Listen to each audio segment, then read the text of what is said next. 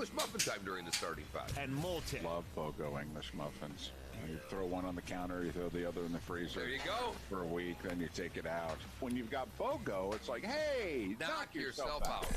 Broadcasting live from the Kobe Cooling Remote Studios, where it's always cool and comfortable. Yes! Oh, I like it! It's up to you now! It's up to you! I like it! Now, the best local sports show this town has ever heard. Here's Miller and Moulton. You're live.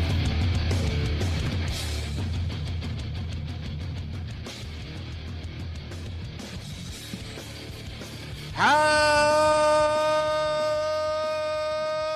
the heck are you? Miller and Moulton, and the magic numbers are 43 and 55. That's if you're still a believer. 43 days away from the start of the college football season, 55 days away from the Texans and the Chiefs. Are you with me now? No? Oh, man, you sold that so well, David. You really sold that well. Bueller? Anybody? Are you with me now?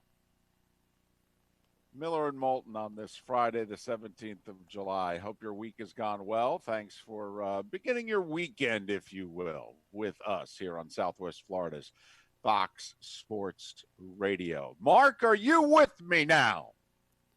No. Uh-oh. No, I'm not. Whoa. Hey, now. What happened? We've been a team on this. We've been unified. We've thought that listen, come hell or high water, there's too much money at stake here. They're playing. Oh, I think the NFL's playing. I think the NFL will start, and they may start on time. Okay. I don't see college football starting on time. There are so many obstacles to playing football on Saturday. And, David, they're going to play. I'm convinced they're going to play. You just don't think they'll start on time? I don't. And I was really bummed out yesterday when Brent McMurphy, who I think has been covering what's going on in college football as well as anybody out there, tweeted out, percent chance college football starts on time is the same as John Bluto Blutarski's GPA, 0.0. And as I retweeted, every word of that tweet sucks. But the worst part is I'm pretty sure he's right. I hope he's wrong. I am literally about to, get on a knee and ask a deity to give me football in late August, early September. But the momentum is not in our favor right now. I mean, I really, we may need to talk to Danielson because I feel as if we just fumbled. Well, here's what I would say. All right, since you referenced Gary Danielson, and he hates momentum. That's the only reason I did it. He believed in momentum right up until John Elway and the Broncos took over on the 1.5-yard line with a little under 5 minutes to go in the AFC Championship game. And I feel, Mark, as if maybe you and Brett McMurphy feel that that's where we are right now. Yes. We're backed up against our own end zone. Yes. We have got to put together a drive, David. We need blocking. We need running. We need receivers to catch the ball. We probably are going to need a tight end or a slot receiver to do something that they don't normally do, David. Okay. Well, but here's what I would say to you is that, A, we still have enough time. Totally. All right. And B, all right, much like the Broncos on that drive, it's 4-down territory. All right. I agree wholeheartedly. So, and if you want to bring Hank Stram into this, we have to matriculate, David. We must matriculate down the field. And you know what? We have to matriculate a little more quickly than we've been matriculating. There is no doubt about that. But, yes, we got to keep pumping it in there, Lenny, and we got to matriculate that ball down the field. Absolutely. Absolutely. In honor of the Chiefs as the defending Super Bowl champions, we went a little Hank Stram with a Len Dawson reference here off the top of the show. So that's where I would say we are right now for an on-time start to the college football season. That's all. We're just backed up deep in our own end. We're trailing. We played the whole game with the lead. or so we thought, and now we're trailing. And it's, as Yogi famously said, it's getting late early. All right, and now we gotta put a drive together. There's no doubt about it. Like as a football fan, I feel like the Falcons in the fourth quarter right now. Well, no, I would say we feel like the Patriots. We're down. It looks bleak, and it looks as if this can't be done. And you know what we just need to do? We just need to tie this game up and go to overtime and take our chances. I got you. And since we've done all these different references, welcome to a Football Friday. See? There you go. How's that? There you go. How's that? Yeah, that's what I'm talking about. Football Friday. I think I hurt myself with that second one. No, you may have. I think I pulled a muscle. You got a pinched nerve in your neck after that one. 43 and 55 are the magic numbers. 6 weeks from tomorrow, the college football season is supposed to kick off, and 8 weeks from last night is when the Texans are supposed to be in Kansas City to take on the Chiefs. Are you with me now? Or are you losing faith? Are you losing hope? I still am convinced they're going to plow through. Well, whether they should or not, hey, I've never addressed that at all. No. I'm sorry to say, that's irrelevant. This is business. That's the way I've looked at it anyway, and that's the way we've looked at it. We have not gotten into should they, okay, because it's irrelevant. It's absolutely irrelevant. All right, to us, do we think they're going to play football? Yes, we do. Now, yeah. Mark's now wavering. No. I think they're going to play football. I'm convinced they're going to play in the NFL. I'm convinced they're going to play college football. I worry greatly about when we start, David. That's all. Well, to me, I could see college pushing it back 1 week to Labor Day weekend. So that 43 becomes 50, but I'm telling you, I think still got 2 weeks here.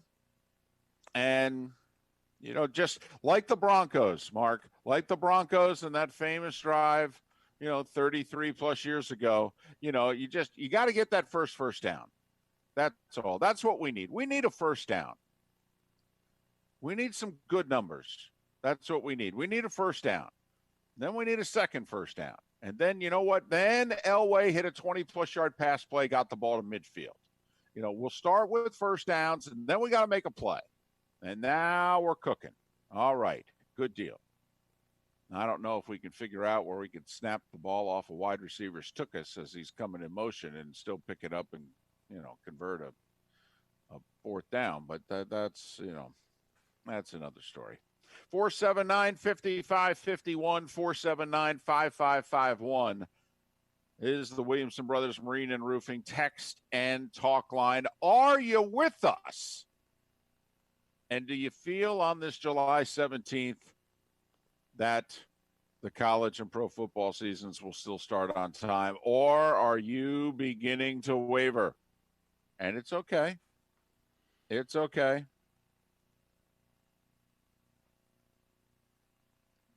Well, okay if you are. We understand it.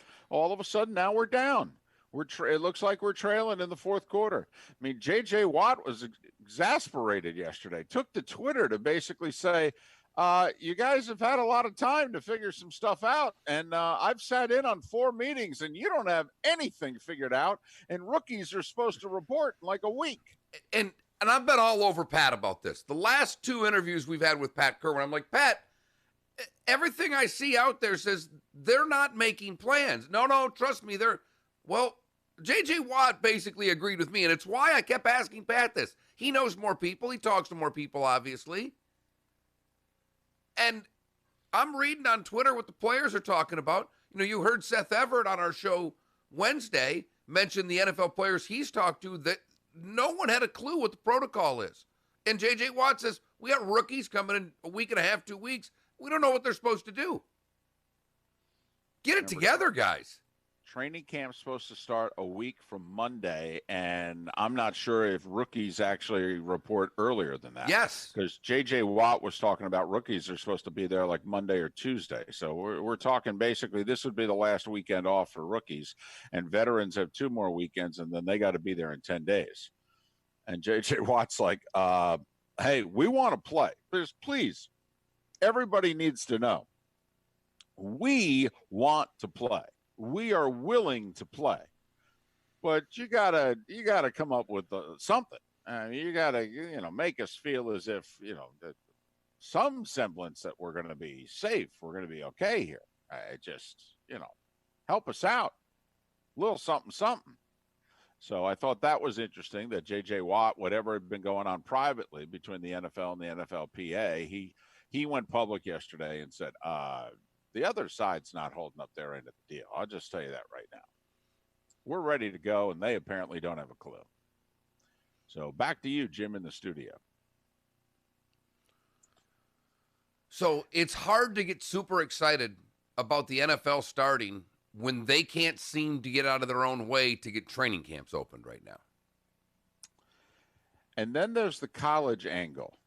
And you want to talk about a dichotomy. The dichotomy that we have thrown out there very early on in the last 4 months was, hey, what happened if you don't have kids on campus? Can you really play sports? I don't know why I just went to that. I have voice. no idea why you went to that voice, which was the most logical thing we've said on this show and, well, the time we've been on the air. But I just don't know why that became the banana in the tailpipe. I don't either. But that was what we threw out there 4 months ago. All right. Can they really play football? Okay, that's enough. If they don't have kids in school? I mean, that just wouldn't look good. You know what the problem is? I watched a bunch of Brockmeyers recently. All right. And I've got the, stereotypical classic kind of fake broadcasters voice in my head. And so that's not too far from what I just did. All I did was Brockmeyer, but changing the tone. That's all that was. That was Brockmeyer, but silly. So that's on me. My bad, Mark. My bad. Go on. I don't even know what you're talking about anymore because it's like talking to my mother after 3 glasses of wine. You went on so many tangents right there. But it's the baseball hour. I figured I could use the Brockmeyer reference, and there's 4 or 5 people who would get it. All right. The one angle, though, that we have not talked about, I don't believe, in all the scenarios that we have considered, is the scenario that the president of the NCAA, Mark Emmert, all but said yesterday, in which it sounds like, unless, Mark Emmert and the NCAA are going to start a drive backed up against their own end zone, they're going to start matriculating the ball down the field here. It sounds like the NCAA is dangerously close to canceling fall sports. Mark, now have said this. The NCAA has absolutely nothing to do with big-time college football.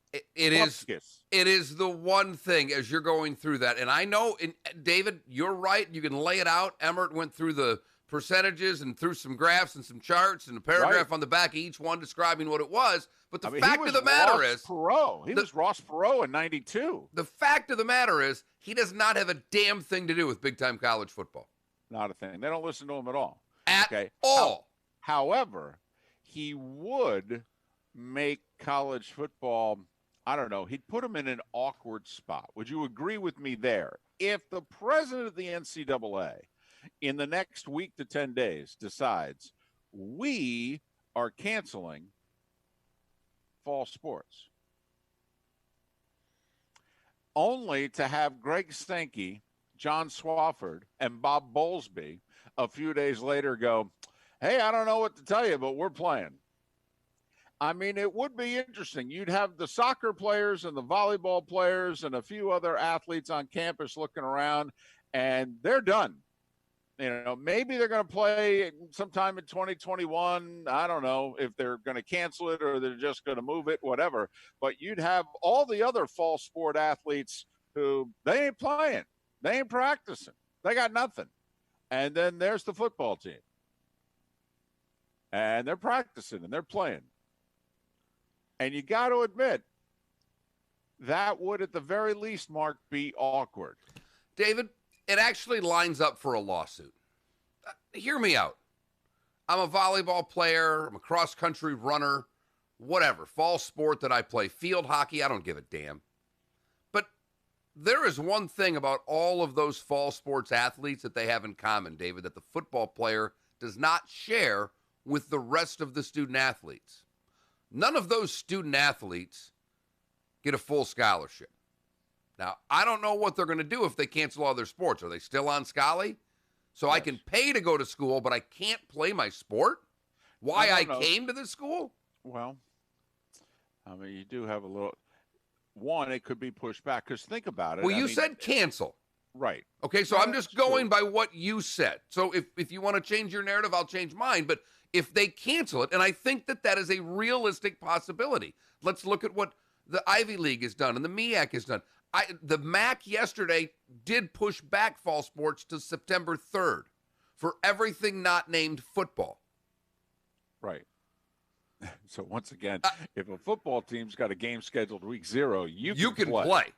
Everybody else, you're going to still have to wait a few more days. You can't even practice until September 3rd. Are we talking about practice? Practice. I can't believe we're talking about practice, not a game. So I can get my partial Scully. I can go on campus and risk whatever. That's up for debate. But I can't play my sport, and the football player can. Explain to me how that one works. Well, once again, a certain group of athletes have to listen to a certain gentleman when he talks, and the others don't. I don't know what to tell you. I mean, it's kind of like a sleepover. And so sometimes the sleepover's at your house. All right. And so then therefore it's your parents who are barking out the orders. All right. But sometimes you're the guest. Okay. You go over somebody else's house. And let's face it, when your parents say something, you are either more or less inclined to listen to them. Okay. Now, my mother ran a benevolent dictatorship. Whatever my mother said, I did. So you were fired up whenever you got the offer to spend the night at anybody else's house. A sleepover? Are you kidding me? Get me out of here. No way the warden's as strict as the warden I'm used to, number one. And number two, I don't even know if I have to listen to this warden. Okay, because my friend's going to take all the grief. Even if I do something, he's going to get yelled at for it because he's the team representative in this deal. This is fantastic for me. And that's kind of what I feel that this is, Mark. All right. That apparently the volleyball players and the soccer players, the sleepovers at their house. As all at the Emmert house? They're going to have to listen to Mark Emmert because he's their dad. Okay. The football players, meanwhile, are like, hey, we're just here because we heard it was a party. I don't have to listen. They're at Sankey's house. They're staying at Sankey's. He's playing non-conference games. Right. This sleepover's ending in like a day or so. I don't have to listen to this guy. I'm just here for the pool party. So, but it would be awkward to say the least. And the only thing I can say, Mark, to the point that you brought up, and there is a difference, obviously, between canceling and postponing. You know, postponing means we're going to push it back and try to play it in a later winter, spring, whatever. A cancel obviously means see you next year. All right. But if you remember when the NCAA came in and canceled spring sports, we did talk about how, like baseball players, there's only 11.7 scholarships on a baseball team in Division I. Well, you got 35 players. I mean, basically on average, everybody averages out to a third of a scholarship. So what you brought up was the awkward reality of, hey, I'm paying to be here. In fact, I'm paying more to be here than I'm having. You know, if this was a medical bill, you know, the insurance is only knocking off a third of the bill on average. I got to pay the other 2/3 of the bill.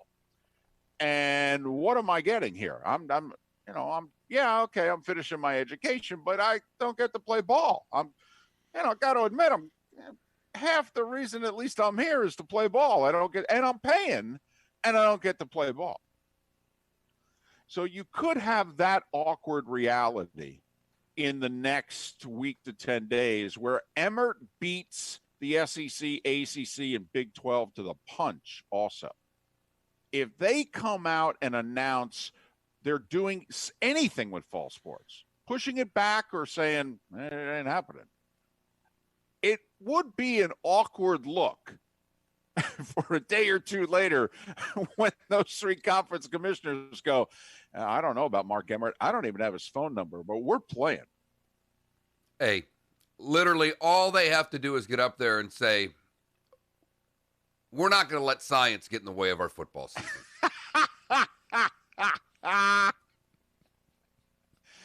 I mean, if it works in D.C., David, it's going to work in the SEC. All they have to do is replace CDC with NCAA. That's literally all they have to do. Use the exact same quote. Yep. We're not going to let the NCAA get in the way of whether or not we play football in the fall. All right. Boom. Problem solved. There you go. Right there. Done. Roll damn Tide. The starting five ahead, and at some point we will get into the very disgusting, disturbing story that has come out in the Washington Post. Will it lead to Daniel Snyder being forced to sell the Washington Redskins? 43 and 55. Those are the magic numbers to the start of the college and pro football season. Once again, ladies and gentlemen, are you with us? Football Friday! What do you say? Football Friday! Anyone? Hello? Bueller? Anyone? Hello? Anyone? I don't know if it's working, Mark. I don't Miller and Moulton. know if it's working. Starting five on the other side, a poll question ahead, and more football talk. Yeah! And Tiger's back. Oh, yeah. Oh, yeah, Eldrick. Damn right.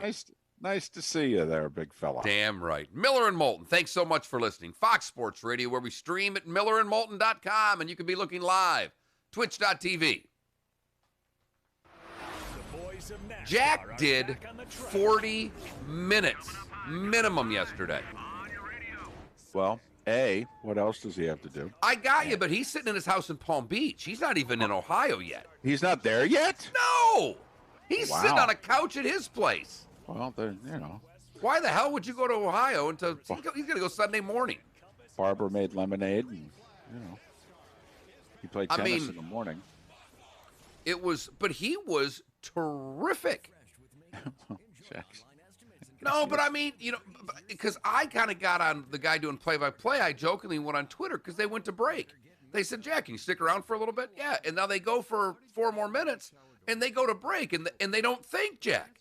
And I'm like, you're really going to go to break and not say, Jack, we're going to break, and you stick around with us? Unless they already confirmed it, because they went to 2 more breaks after. I mean, he's on for, it may have been an hour, David. I could not believe how long Jack sat there, and, you know, they got through, they show Tiger and talk about, you know, his year here. Jack, what was what year do you remember? And he gets into 72 and 75 and starts talking about the majors, and, you know, I mean, and then they're just showing guys, and he's laughing. He's showing, you know, where the DeChambeau banged. He goes, I don't care. Keep it in the fairway. There's got to be a penalty if you miss the fairway. He goes, I'm not. But he's redoing the course in a couple of spots. Basically, long hitters have an advantage, and he's showing how he's going to move the fairway. So he goes, because really only the long guys can get here, and that's kind of a disadvantage now for the rest of the hitters. So I'm going to move this fairway down and do this. And, all right. But he's laughing. He's talking about courses. And he goes, yeah, we got one going on in Toronto, outside of Toronto right now. Well, I can't go because we can't go to that country. There's only like 3 countries we can go to. Seriously. There's only like, there are not a lot of places where we're allowed to go to right now. Did you see the story of the Michigan football player? Yes, he's in Scotland. He can't get here. I know. I almost wanted to reach out to Angelique. She had done the story. I thought that would be an interesting segment, if you know what I mean. There's a lot of Michigan fans out there. Well, we can talk to her Monday. Yeah.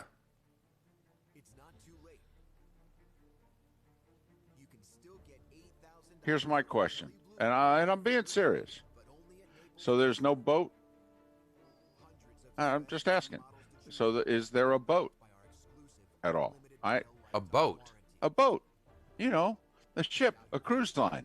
Is there anybody out there? Is there a boat? Can he take a boat to get to the U.S.? Or is that also? Oh, Are I there had any boats? boats? You had me so thrown a boat. David, Yeah, the cruise lines aren't sailing. Now, I'm guessing he could jump on a cargo ship. Well, no, but I mean, like the end of some of these movies. But I mean, there are people that work those, I guess. Right. But there's no cruise ships traveling. Talk about. And there are flights, so I don't know why he can't. I don't get it. I didn't read the article, but there are flights. Or are there not? I mean, there's got to be flights from here to London. Got to be. Well, I know at one point we had a travel ban from Europe coming here. My question, do we still have it? I don't know. All I know is my best friend can't travel. All right. He said he doesn't know if he'll be on a plane for the rest of 2020. He flies over 1 million miles a year. He goes to Japan and China regularly. Who's that? My best friend. Yeah, I got a friend from high school who goes to China regularly. I don't think he's gone in forever. No. He's like, I don't think I'll. He made it back from Europe right before the travel ban went into effect. I don't know. Was that April, May, whatever? He made it back just in the nick of time. Many are grumpy when they start, and most can't believe how much their mood improves once they get treated. And everything improves once your mood improves. Uh-oh. I got to get on Twitch. Why? I didn't get on it yet. I've lost 20 pounds because now I have the energy to work out from home. And that'll put you in a good mood, too. C4MH.com's express treatment plan is convenient, affordable, and above all, safe. And with locations all up and down West Florida, there's one near you right now. Find out more. Go to C4MH.com. Here we go. Now back to Miller and Moulton. This is Miller and Moulton. You're live. 28 minutes past the hour. Thanks so much for being with us on this Friday, a football Friday at that, with the magic numbers 43 and 55. That's if you're still a believer. If you're a true believer, you believe the college football season will kick off 6 weeks from tomorrow with week 0.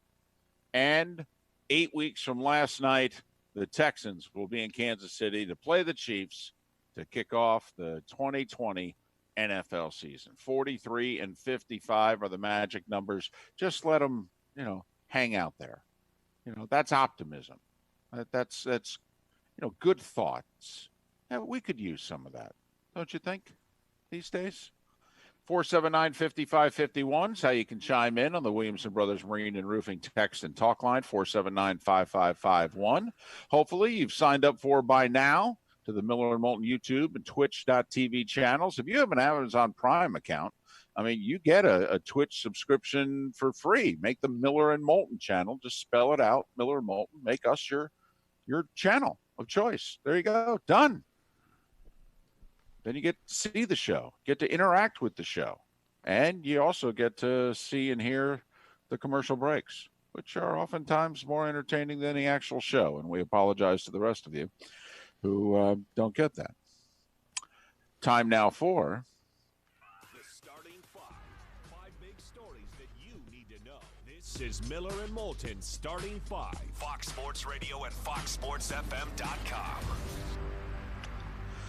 Turns out that rampant sexual harassment, bullying, and other very improper forms of behavior have been going on throughout the Redskins organizations for a long time. 15 former female staffers took part in the Washington Post story that was revealed early yesterday afternoon.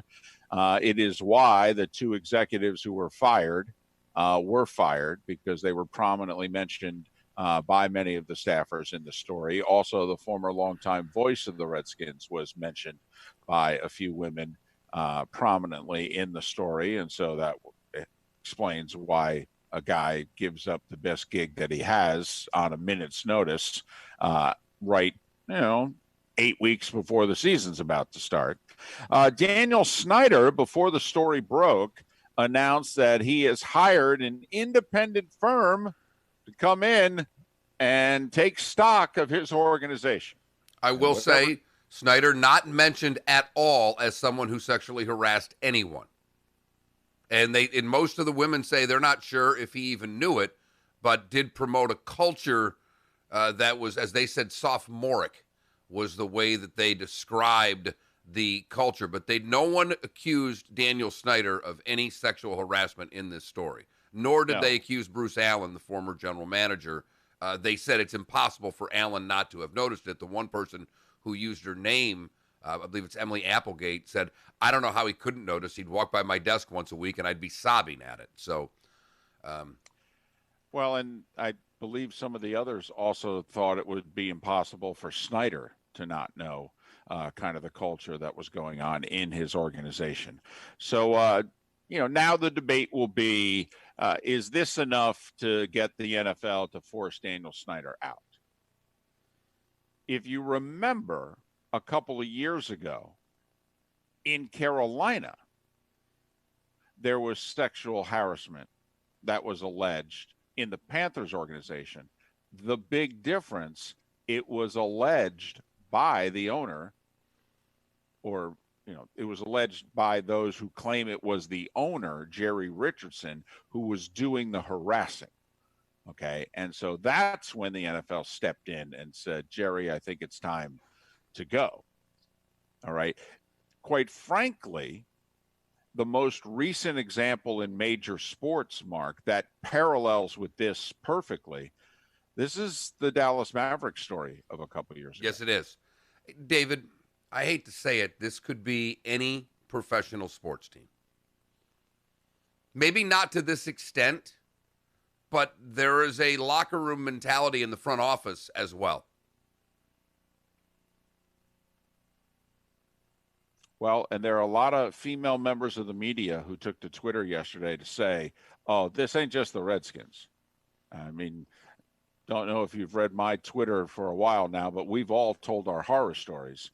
And if you want us to all get together and get specific and name teams and names, it'll be all of pro sports, just so you know.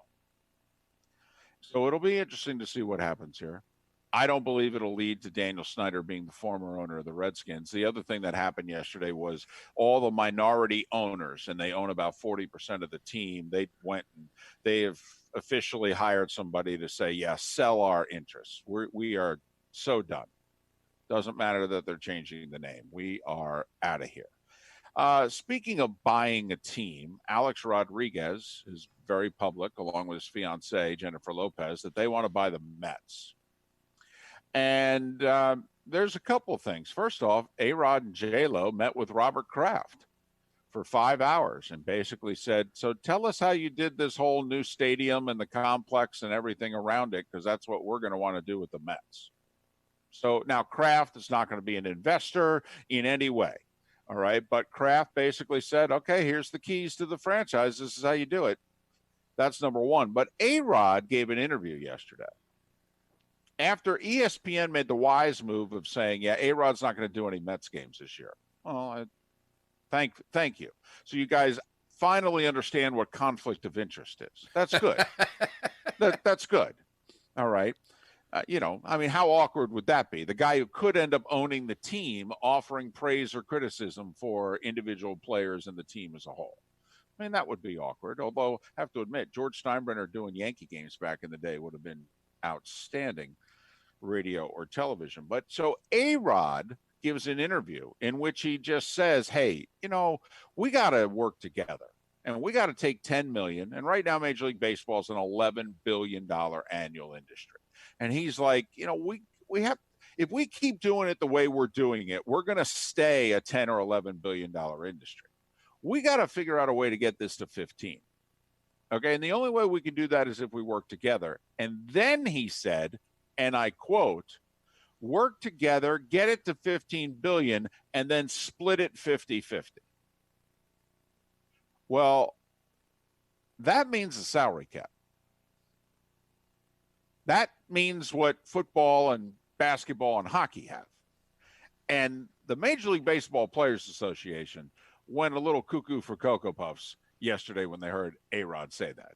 And, of course, obviously, A-Rod's got an interesting relationship with the union. He wanted to take the pay cut to get traded to the Red Sox, and the union said, yeah, we'll break your legs. That's not going to all right? No player's ever done it, and you're not going to be the first.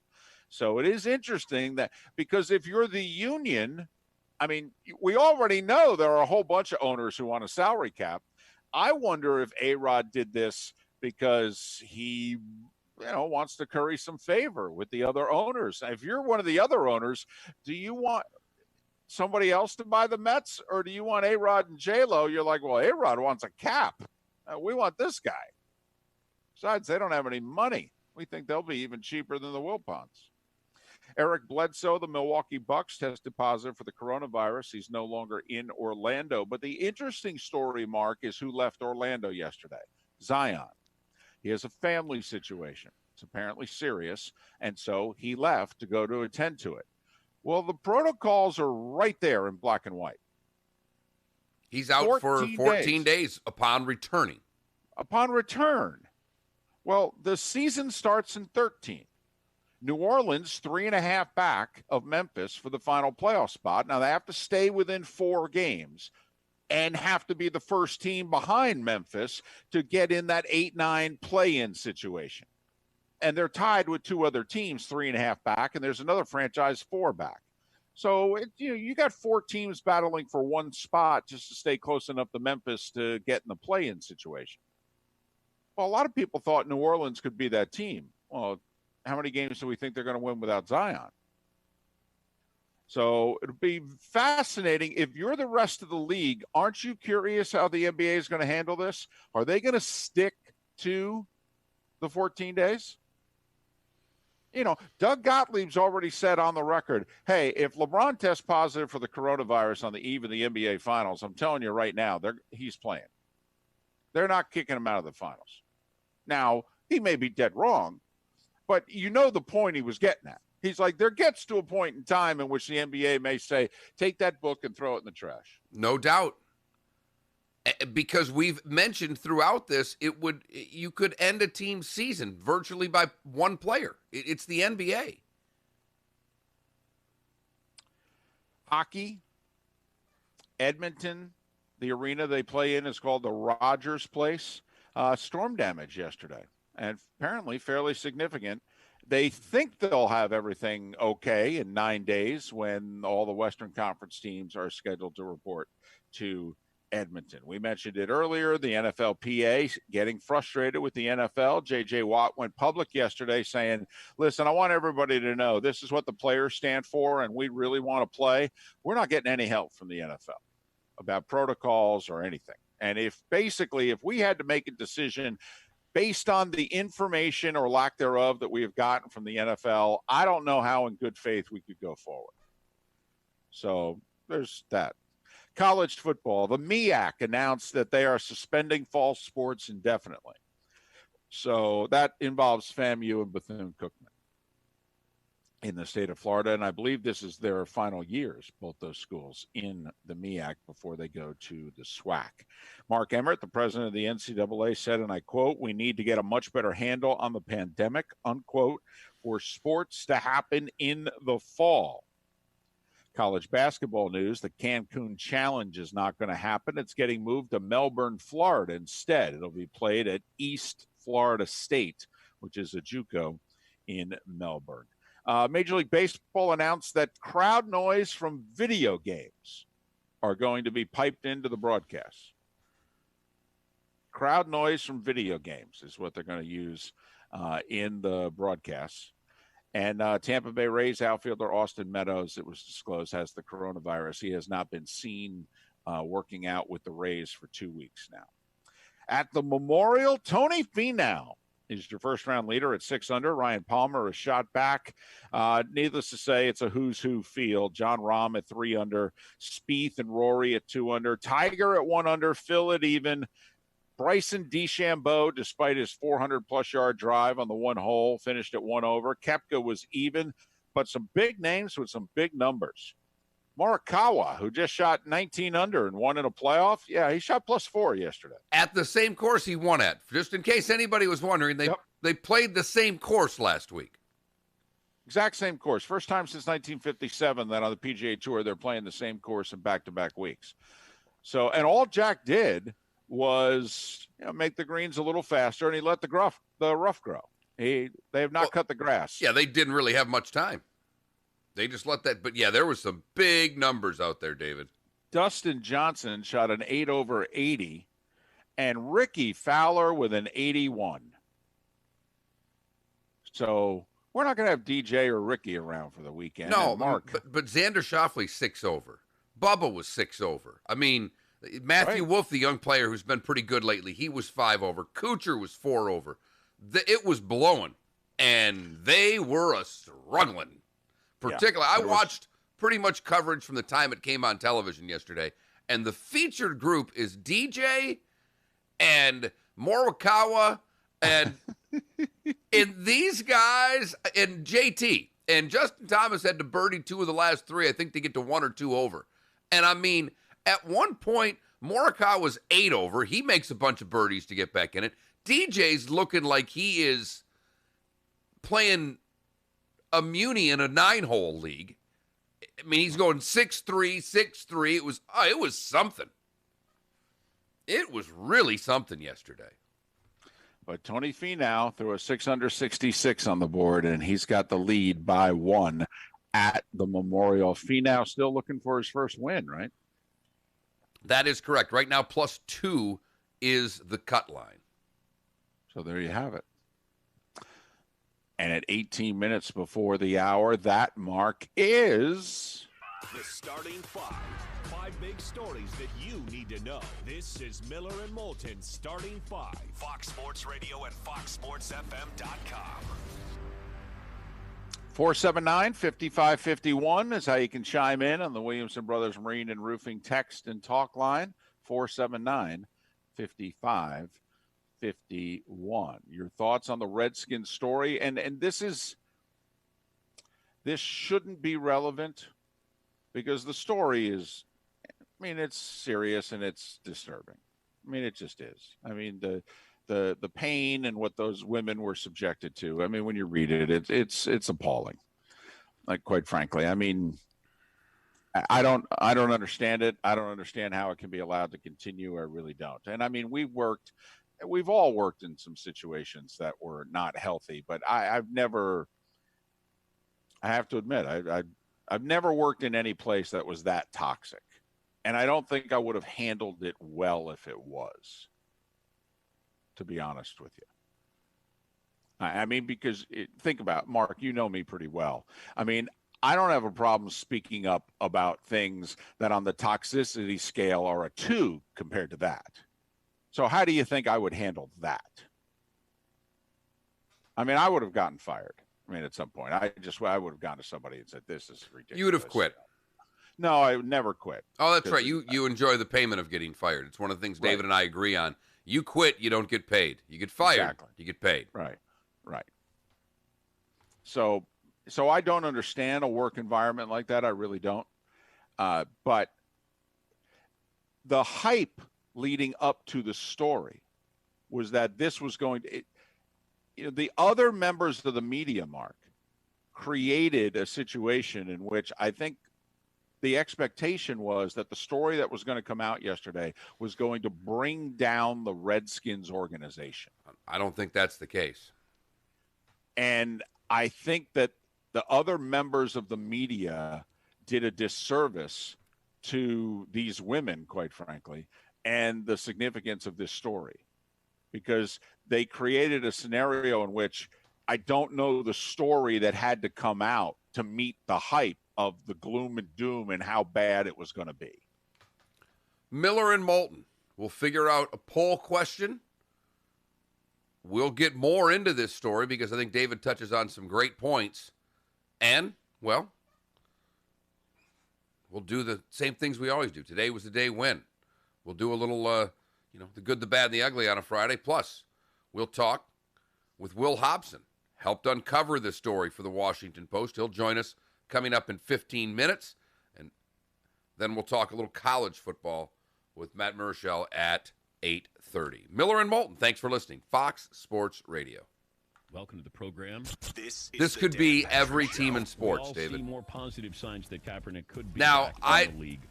I mean, I'm just trying to it's been figure 20 out, years hey, since I've worked in do a we front want office, Colin but Kaepernick? Do we think I'm he not can saying play- that he people can were play? grabbing How asses where I about worked. we I'm just talk saying to that the him? language Why are we talking to his and the way friends people or talked associates? inside of the front Why don't office we of just most teams talk I to work him? for is Oh, very it's, inappropriate the today. Baltimore Ravens. Just want to see, do you want to play? Dan Patrick. The Dan It was Patrick very Show. much a boys' Weekdays club of at all the 9 minor a.m. league teams I worked for. Southwest Florida's Fox But Sports Radio you and weren't grabbing your FoxSportsFM.com. coworkers' asses, Need a checkup? Call the doctor. if you know what I Pool mean, doctor. and telling Right. them to wear tight clothes to a meeting and at training camp propositioning them every day. Electricity. We'll install a new Pentair energy-efficient pump, saving you over $500 a year. We're a family company, and for over 40 years, we've been doing business right. The prescription is the Pool Doctor for award-winning pool service, repairs, and unheard of $39 diagnostic calls. That's mypooldoctor.com or 239-574-1133. State certified CPC 057088. Across the nation, America is moving forward, finding our footing, getting back on our feet.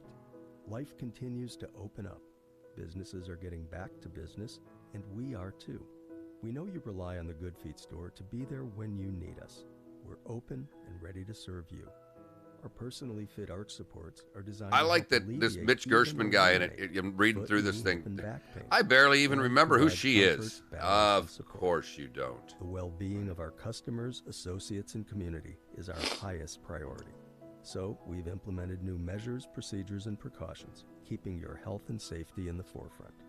The Good Feet store is lending a hand to help America Yeah, get back on its feet.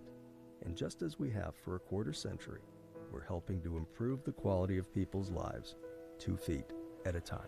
Yeah, I'm sorry, David. This Call 552. this is not nearly what you're right. Are our newest store in Fort Myers. It's really not nearly what they were. My Shower Door has just opened their Well, I think if there was no talk, if this story had just appeared, boom. Shower doors installed, All right. No one has more experience. Do I think it would have been and enough to bring 5-star Daniel reviews Snyder than down? My No, Shower but I Door. think the It's been story named number one would by readers of the news press be and getting Naples News for 17 more consecutive attention and be years, taken and more just been named seriously, as but, Lee County's manufacturer you know, of the Jason year. Want to see LaConfora and more? a few Go to others kind of myshowerdor.com. set the stage in which you thought this was literally going to be a story that was going to Donald Sterling Daniel Snyder. Attention, Southwest Florida.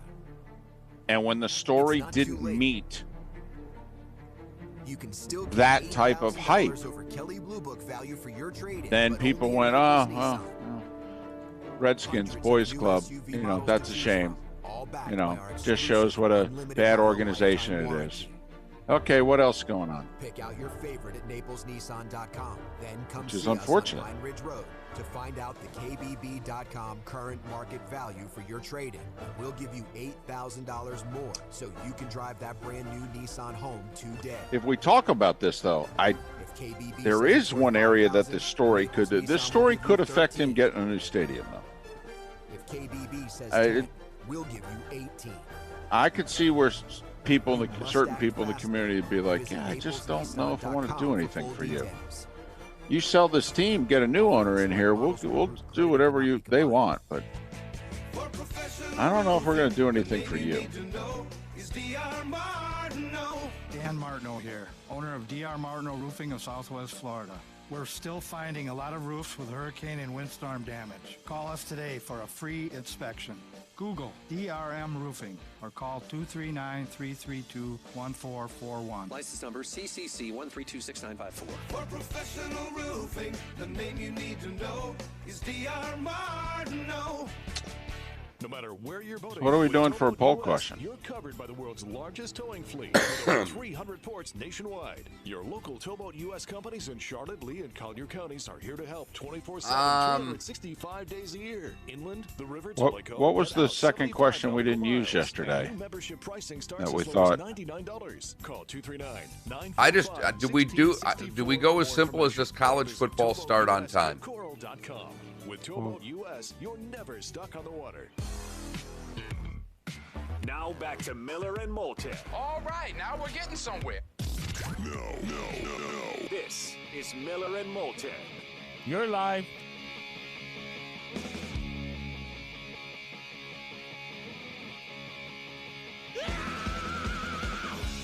There you go. 10 minutes before the hour. Top of the morning to you. How the heck are you on this Football Friday? Football Friday. Edition of Miller and Moulton on Southwest Florida's Fox Sports Radio, streaming at millerandmoulton.com, broadcasting live on the Miller and Moulton Twitch.tv channel. Our poll question yesterday was, should college football have a commissioner? 55% of you said no. Huh. I'm a little surprised, even though I voted no. And I think you voted no. Well, I'm not allowed, I don't think I'm about to end Frank's account. The only thing I use Frank the dog's account for is to vote on poll questions. He's not been actively tweeting. His thumb's broken, and I think that account's being suspended. He's Rajon Rondo, is he? Yes. He broke his thumb. He's out 6 to 8 weeks. 6 to 8. Gotcha. So 55% of you said no. College football should not have a commissioner. Right, a lot of momentum. A lot of momentum out there. A lot of talk. College football needs a commissioner. Heck, the Florida AD, Scott Strickland, says college football needs a commissioner. I'll bet that'll go over well with Greg Sankey. Next time they meet, Sankey look right at him and go, yeah, I really, Scott, don't want to answer to anybody. Got to be honest. And unless I'm the commissioner, Scott, I think this is a horrible idea. I mean, I'm living in Birmingham, and, part of the perks of living in Birmingham is I don't have a boss till I get home when I have to talk to my wife, just so you know. But, all right, so should college football have a commissioner? You want to kind of wet the finger and take the pulse is what you want to do throughout the weekend. I do. All right. I do. Because you started today with the numbers, and you were fired up. And I don't know if it was a serious fired up, if you were trying to convince yourself. I don't know exactly what was going on in the Moulton household this morning at 5:59 to 6:01 of what was in your head. Because literally of all the mornings I have, and David has pointed out, I have been giving David the email of our video conference call so we can do all this Twitch stuff much earlier than I have really since this whole separate studio thing began. I've tried to get by 5:35 to have that there. So if David's up and he wants to hook up and we can talk, and there's a doorbell that I hear when David joins the chat. It literally rings like a doorbell. So I'm sitting here, I hear the doorbell. Great, there's David. I'll slap my headsets on. And then David sits there without his headsets on and does his starting five or whatever else he's doing. But he does not talk to me. No, we're going to talk for 3 hours. What do I need to talk to him in the 10 minutes leading up to the show for? Maybe what we're going to talk about in the show, but that's not something we do. Whatever. We do it. It's like Regis and Kelly there. Right. Okay. Yeah, or now whoever's on the show there. Ryan. Yes. Okay. Kelly and Ryan. All right. We don't talk beforehand. It's the spontaneity. That's what makes it work, Mark. Except for poll questions. Right. I mean, really, with the exception of the poll question, I have no issue with it. But David starts this morning fired up, giving numbers. 43 and 55, ladies and gentlemen. 6 weeks from tomorrow, the college football season kicks off. 8 weeks from last night, Texans and Chiefs in Kansas City. Are you with me now? We don't know, and I mean all of us listening when that started. Was David genuine with those numbers? Or was there the fleeting tone of sarcasm which reigned supreme on this particular show? And I thought it was sincere, and that's what I want to ask you. Were those numbers, when you shouted it out, was it with conviction or was it with hope? It was actually said and meant in the form of a poll question. It really was. I said the numbers 43 and 55, and then when I said, are you with me? I was basically asking, do you believe it to be true? Do you think we are starting the college football season 6 weeks from tomorrow? I'll even give you a week buffer, and they cancel week 0, and we start the Saturday of Labor Day weekend. Do you think we're kicking off in 50 days? Are you with me now? David, there's only really one voice that we need right now to help us out. and we need him desperately, and he's in California and not awake. Because to me, for those numbers to be accurate, I'm going to need Al Michaels to say, do you believe in miracles?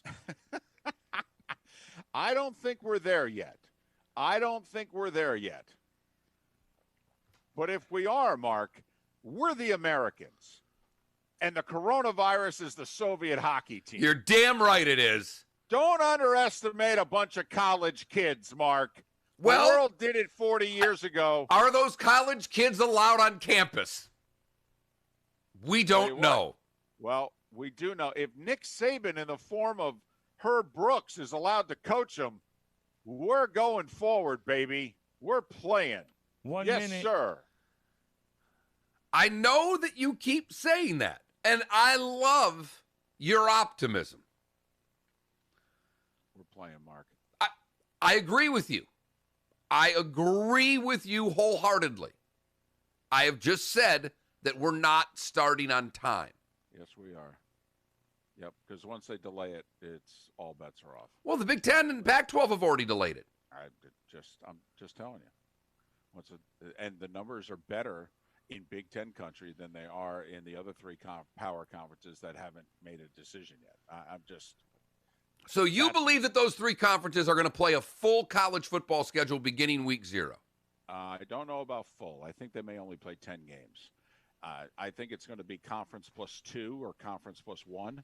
And I think they're going to push the conference championship game back, and they're going to do 10 games in about 14 weeks.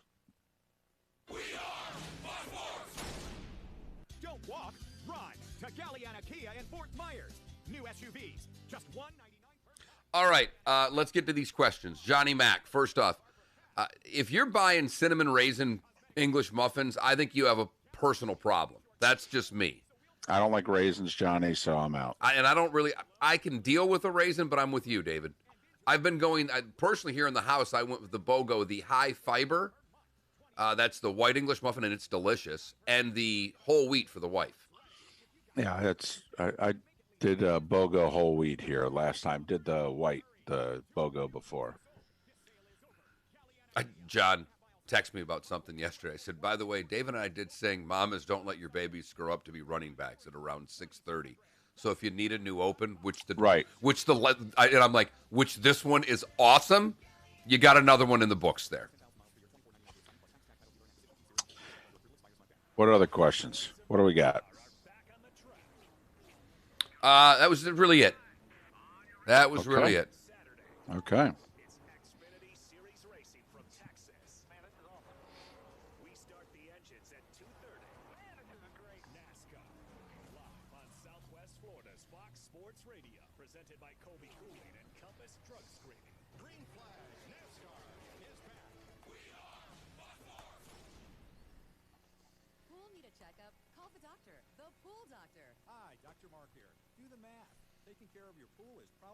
Well, Miller and Moulton fan, I'm with you, though, about it.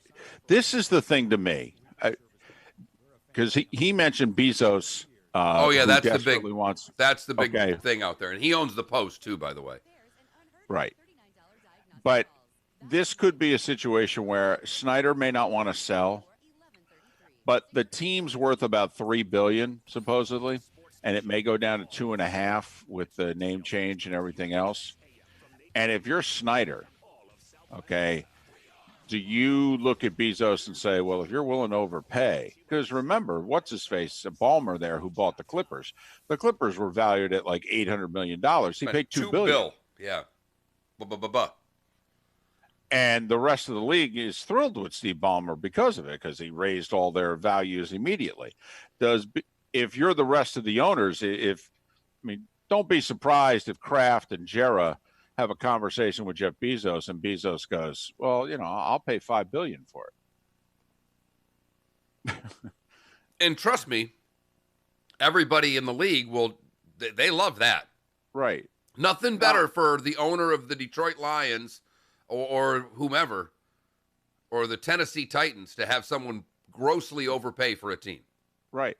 Now, I think we'll find out here with the 40% going up for sale, because in theory, if you're Bezos, you just buy all of that. There you go. Do you buy the 40%? And at what value will you buy it for?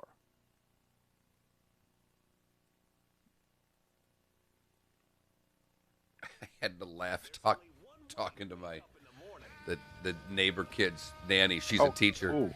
What? I'm sorry. We got to guess. Yeah. All right, I got him. Go. Just since we can't sit next to one another, I was thinking about the first break, toasting my English muffin and saying, "Hey, it's English muffin time during the starting five." And Moulton. Love BOGO English muffins. You throw one on the counter, you throw the other in the freezer. There you go. For a week, then you take it out. When you've got BOGO, it's like, hey, knock yourself out. Broadcasting live from the Kobe Cooling Remote Studios, where it's always cool and comfortable. Oh, I like It's up to you now. It's up to you. I like it. Now, the best local sports show this town has ever heard. Here's Miller and Moulton. You're live.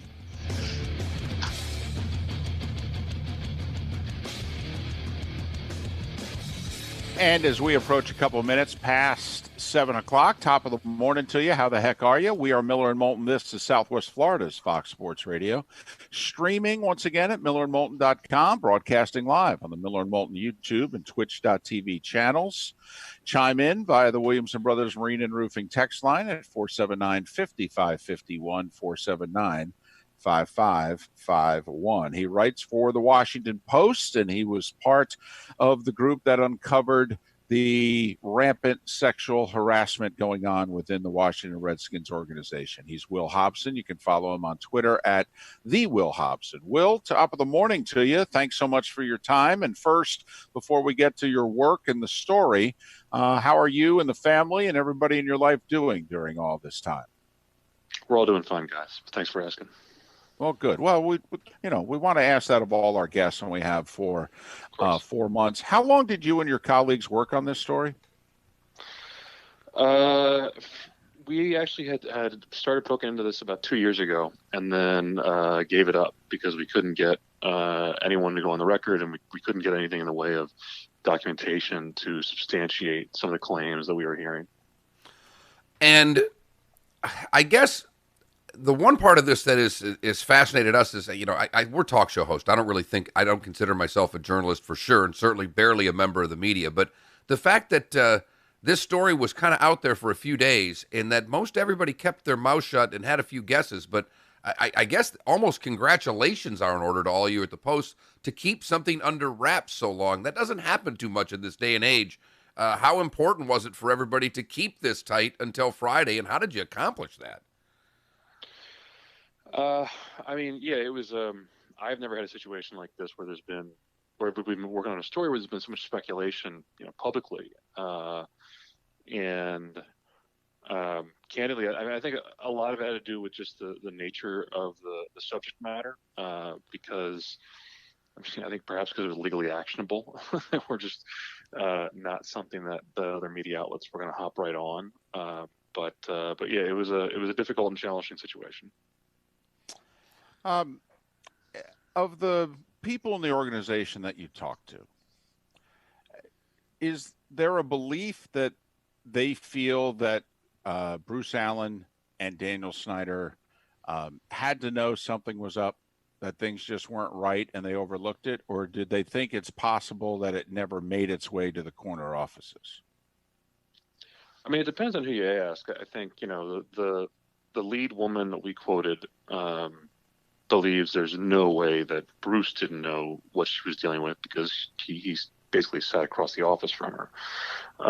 As for Dan, Dan's the owner. He's not in there on a 9-to-5 basis. But what the folks we talked to said was, it's plausible Dan didn't know this was going on, but they felt he was responsible to a degree because of the way he treated his executives. I think as one woman said, her boss is a guy named Dennis Green, who was both verbally abusive but also would sexually harass her. She said, it was my understanding that the way Dennis spoke to me was the way that Dan spoke to Dennis, basically. The one thing throughout this that I find maybe the most fascinating of how that stayed under wraps, I almost can understand why team employees didn't say anything. And because as someone who worked in a minor league hockey organization, I was told by GMs there's 1,000 people that want your job. So that line's not that different whether it's a man or woman in the sports world, because people do. You get underpaid, you work your ass off, you don't get appreciated, and you're told constantly that there's a line of people willing to replace you. But what baffles me is how brazen it seemed the Redskins personnel were with female reporters who didn't work for it. It's one thing to try to do it and threaten their job. It's another to be that brazen with reporters covering the team. And that seems to me that that's the most mind-boggling that wasn't brought up more by outside sources. Does that jive with what your reporting was?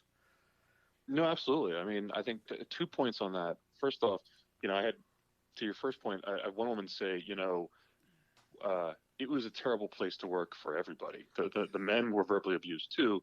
As women, we were just harassed in a different way. And then to the second point, yeah, I mean, that to me is the one thing that really stuck out from all this stuff, was just how brazen some of this behavior was. That this was, some of this was going on behind closed doors and, in text messages and private conversations that weren't necessarily witnessed by other folks. But some of this was going on just in broad view of team employees at bars, at NFL events, the NFL Combine. And I mean, these guys were not acting like they were ashamed at all of what they were doing, nor did they fear any type of punitive measures if word trickled back to their bosses. He's Will Hobson, one of the reporters that uncovered the Redskins sexual harassment story that was printed yesterday at WashingtonPost.com and in the paper today. You can follow Will on Twitter at @TheWillHobson. Surprised at all that Daniel Snyder did not speak yesterday? I know he wouldn't comment for your guy's story, and you asked him multiple times to say something. I know he did something yesterday in hiring a firm, but he's constantly letting Ron Rivera be the face and the voice of the organization. And in the wake of scandal or bad news, usually you need somebody besides the head coach to be the face of an organization. Was it surprising to you and your community that Snyder didn't address this? Not particularly, because Dan does not do a lot of public availabilities. He's not that type of owner. And yeah, I mean, it is what it is. We asked to talk to him a number of times, and I do think part of this was, they're fighting wars on a couple different fronts right now. We started reaching out on this a few weeks ago. The name issue was starting to bubble up, and they got 3 minority owners who are trying to sell the team and sell their stakes and are applying pressure on Dan. So I think part of this was just not comprehending the gravity of what we were working on. And then once they did, I think it was, Ron, they're trying to make Ron the face of the organization, and they're talking about this coach-centric culture, and yeah, so that's why they gave Ron to us instead of Dan. And Ron, to his credit, said there was a culture that existed, and we're trying to make sure that it has stopped, and that going forward that there's a different culture here. When you look going forward, there was a lot of speculation that this was going to be Donald Sterling-esque and it would force Snyder to sell the team. I don't know if the story reaches that levels. I mean, it's disgusting, don't get me wrong, but the fact that it's not Snyder doing it, I don't know if that, that type of culture is bad enough. We just had the Mavericks and the NBA with a similar culture. This is not, unfortunately, it's not new to sports. How Snyder doesn't want to get rid of this team, but the fact that the minority owners are all selling, how much jeopardy is the franchise by being owned by Daniel Snyder in your opinion? I mean, it's a tough question. I don't think, jeopardy. I mean, look, NFL teams are obviously every financial every industry is being deeply affected right now by the pandemic. But NFL teams are money machines. You own an NFL team, it basically prints money, and you can't. It's incredibly difficult to run an organization in the NFL into financial dire straits, just given the nature of the TV contracts and the revenue that flows through that league. So, I mean, the on-the-field product has been difficult for the large duration of Flanders' ownership. So, I think the most accurate thing to say right now is that the organization is at a crossroads. There are some folks applying pressure to try to affect a change in ownership, but Dan is not indicating any interest in selling the team. And, in the NFL, there is not a long track record of owners being forced to give up ownership for behavior like what we've described. If I asked Will Hobson, taxpayer, member of the community, and not Will Hobson, reporter, Washington Post, going forward, he wants a new stadium. And there are a lot of people that thought that, well, changing the name of the team, that's probably going to curry enough favor where down the road, somebody will give him what he wants. Is this the type of story, though, in which those same politicians who maybe could have been turned by changing the name now are going to be like, yeah, Dan, I just don't know if we want to give you the money, if you know what I mean. We'd give it to somebody else, Dan, but I just don't know if we want to give it to you. Do you think that could be some of the legs that comes out of this story, that sentiment just exists in your community, in which you guys are like, yeah, I might bankroll somebody else getting a new stadium, but Dan, I don't know if we bankroll you? I mean, it's really kind of hard to say. I can imagine it playing a role in a lawmaker's decision-making process. But, those types of sweetheart deals are not, for professional sports teams, are not as politically palatable as they used to be in general for anyone. Right. True. And, in this economic climate, they're going to be even less so. So I can imagine it playing a contributing effect, but there's going to be a lot of factors that will go into that decision. Will, thanks for making time for us, particularly at this hour. Congratulations on you and your colleagues and your hard work in this story, and hopefully we can talk again. Thanks, guys. It was good talking to you. Will Hobson's a sports reporter for the Washington Post. He and his colleagues unveiled the Redskins sexual harassment story yesterday at WashingtonPost.com. You can follow Will on Twitter at @TheWillHobson, @TheWillHobson. Hobson, Hobson, as in the former third baseman for the Red Sox, Butch Hobson. Dating myself there. Yes, you are. But that's okay. I mean, you should have done it 15, 18 minutes ago. You're out of the baseball hour. Okay. All right. If you would have done that intro, I should have let you close the hour out. Will Hobson, no relation to Butch Hobson, when we come back type thing. Boom! Boom! Right there. Maybe if we had communicated before the show, we could have worked something like that out. Not a sentence.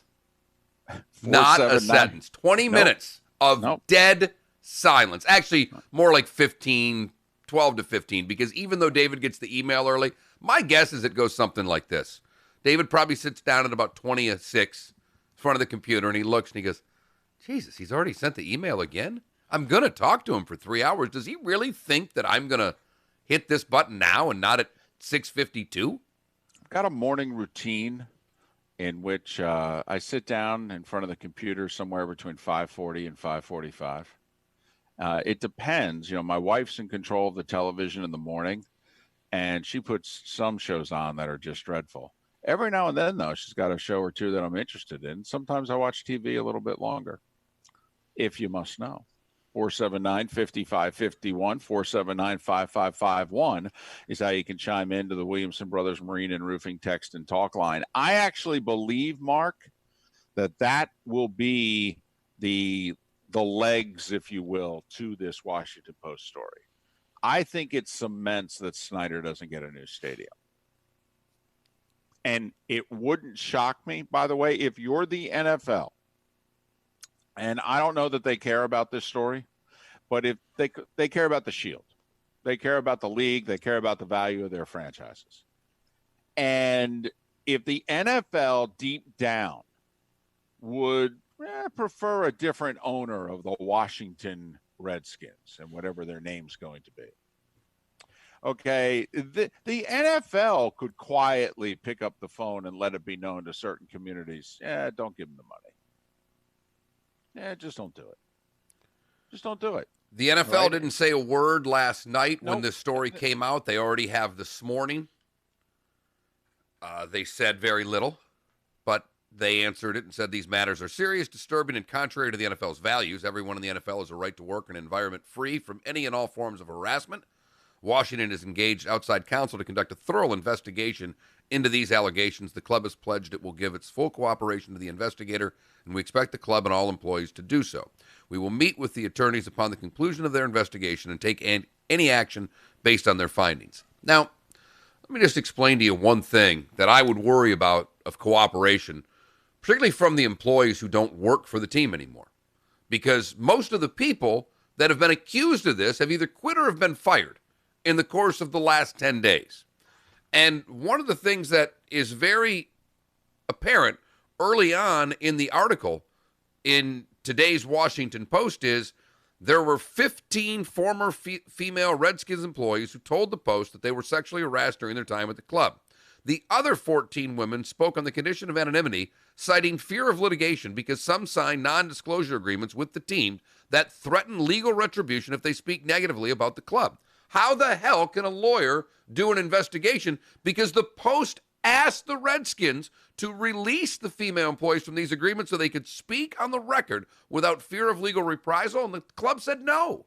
So I can't imagine that the club's going to retract their non-disclosures from these other employees for this investigation.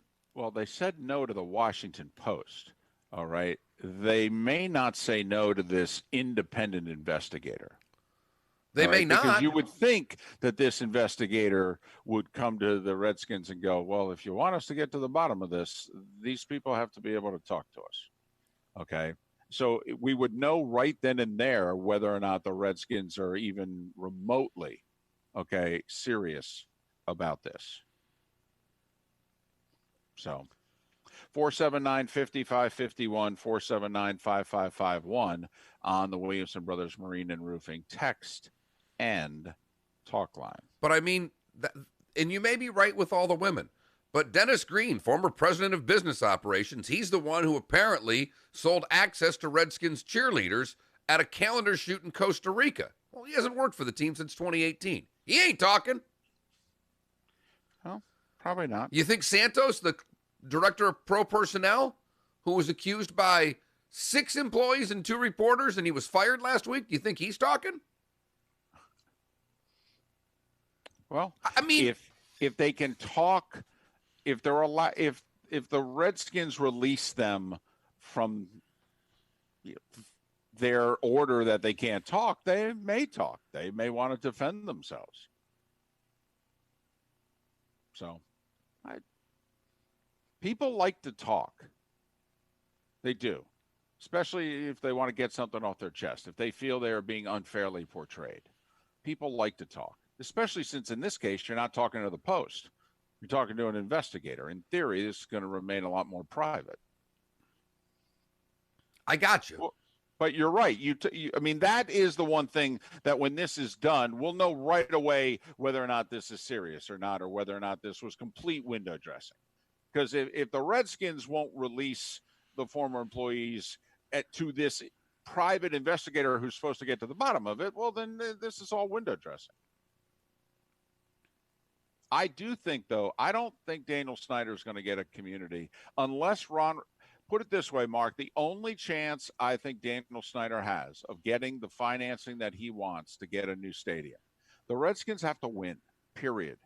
They're not going to get it because they're the Washington NFL team. And if they're mediocre or bad for another however many years, he needs to win Communities get drunk when they win. And right now, at this particular moment in time, it's not close. They have 4 teams in the D.C. area, and they're the worst. And that includes the Wizards. That's hard to do. And even though the Giants have the worst record in the NFL over the last 3 years, I think most people feel, looking at the 4 organizations in the East, that the Redskins are the worst. That they're the bottom of the division, even though actually the Giants are, and they've earned it.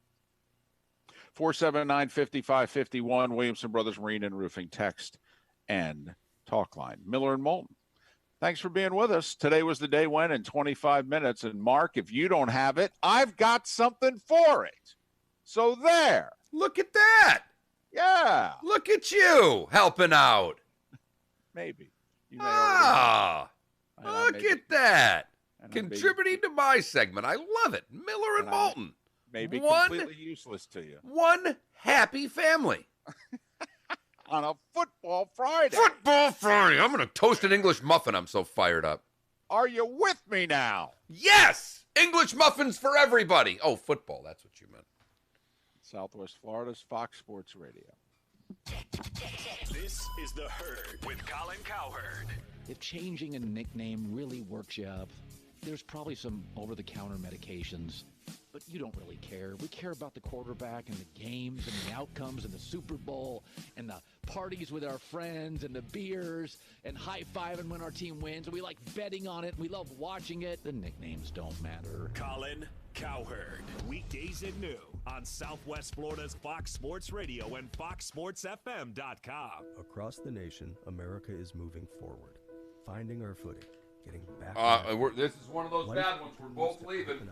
We're in Twitch trouble. Getting back to business. Talk amongst yourselves. We are too. We know you rely on the Good Feet store to be there when you need us. We're open and ready to serve you. Our personally fit arch supports are designed to help alleviate, even eliminate, foot, knee, hip, and back pain, and provide comfort, balance, and support. The well-being of our customers, associates, and community is our highest priority. So we've implemented new measures, procedures, and precautions, keeping your health and safety in the forefront. The Good Feet store is lending a hand to help America get back on its feet. And just as we have for a quarter century, we're helping to improve the quality of people's lives, 2 feet at a time. Is foot pain making your life miserable?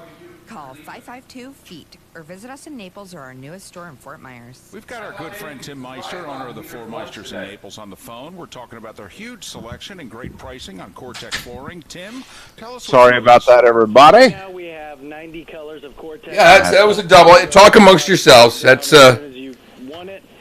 unbelievable.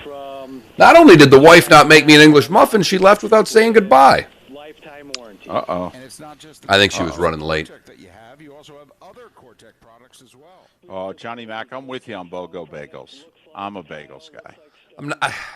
I don't think that there's a store-bought bagel that's worth a damn. That's my only problem, Johnny Mac.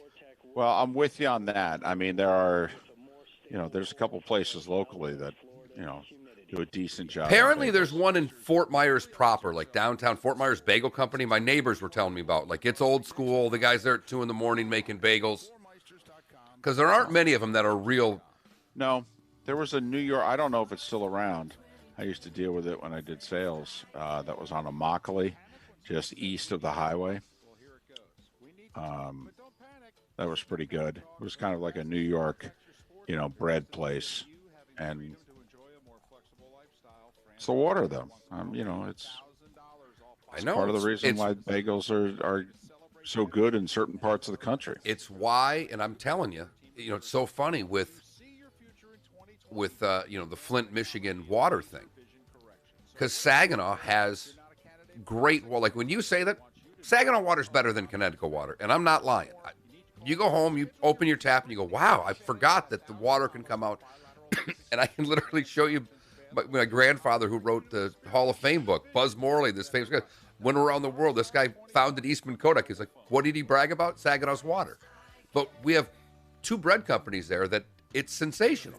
It's Napolitano and Spatz's bread are ridiculously good. Well, now I know why. Look at Johnny Mac telling us his favorite flavor of bagel. Johnny, if I'm going to put onion on my bagel, I'm going to do the everything bagel. I'm with you there. The bagel place right there is not bad. 41, I'm sorry, Daniels and 75 there. Okay. It's right in front of Buckley's office. I used to go there with Buck and have a bagel and a coffee. Not bad. It's just a little, they do sandwiches and bagels, just a little joint right next to, there's a Japanese, there's a sushi place in there. Okay.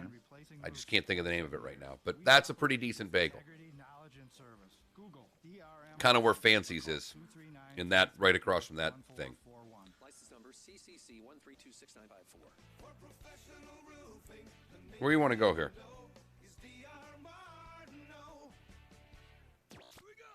Good talk. I'm thinking. I'm laughing because I wasted 10 minutes to not. It's Miller and Moulton. You're live.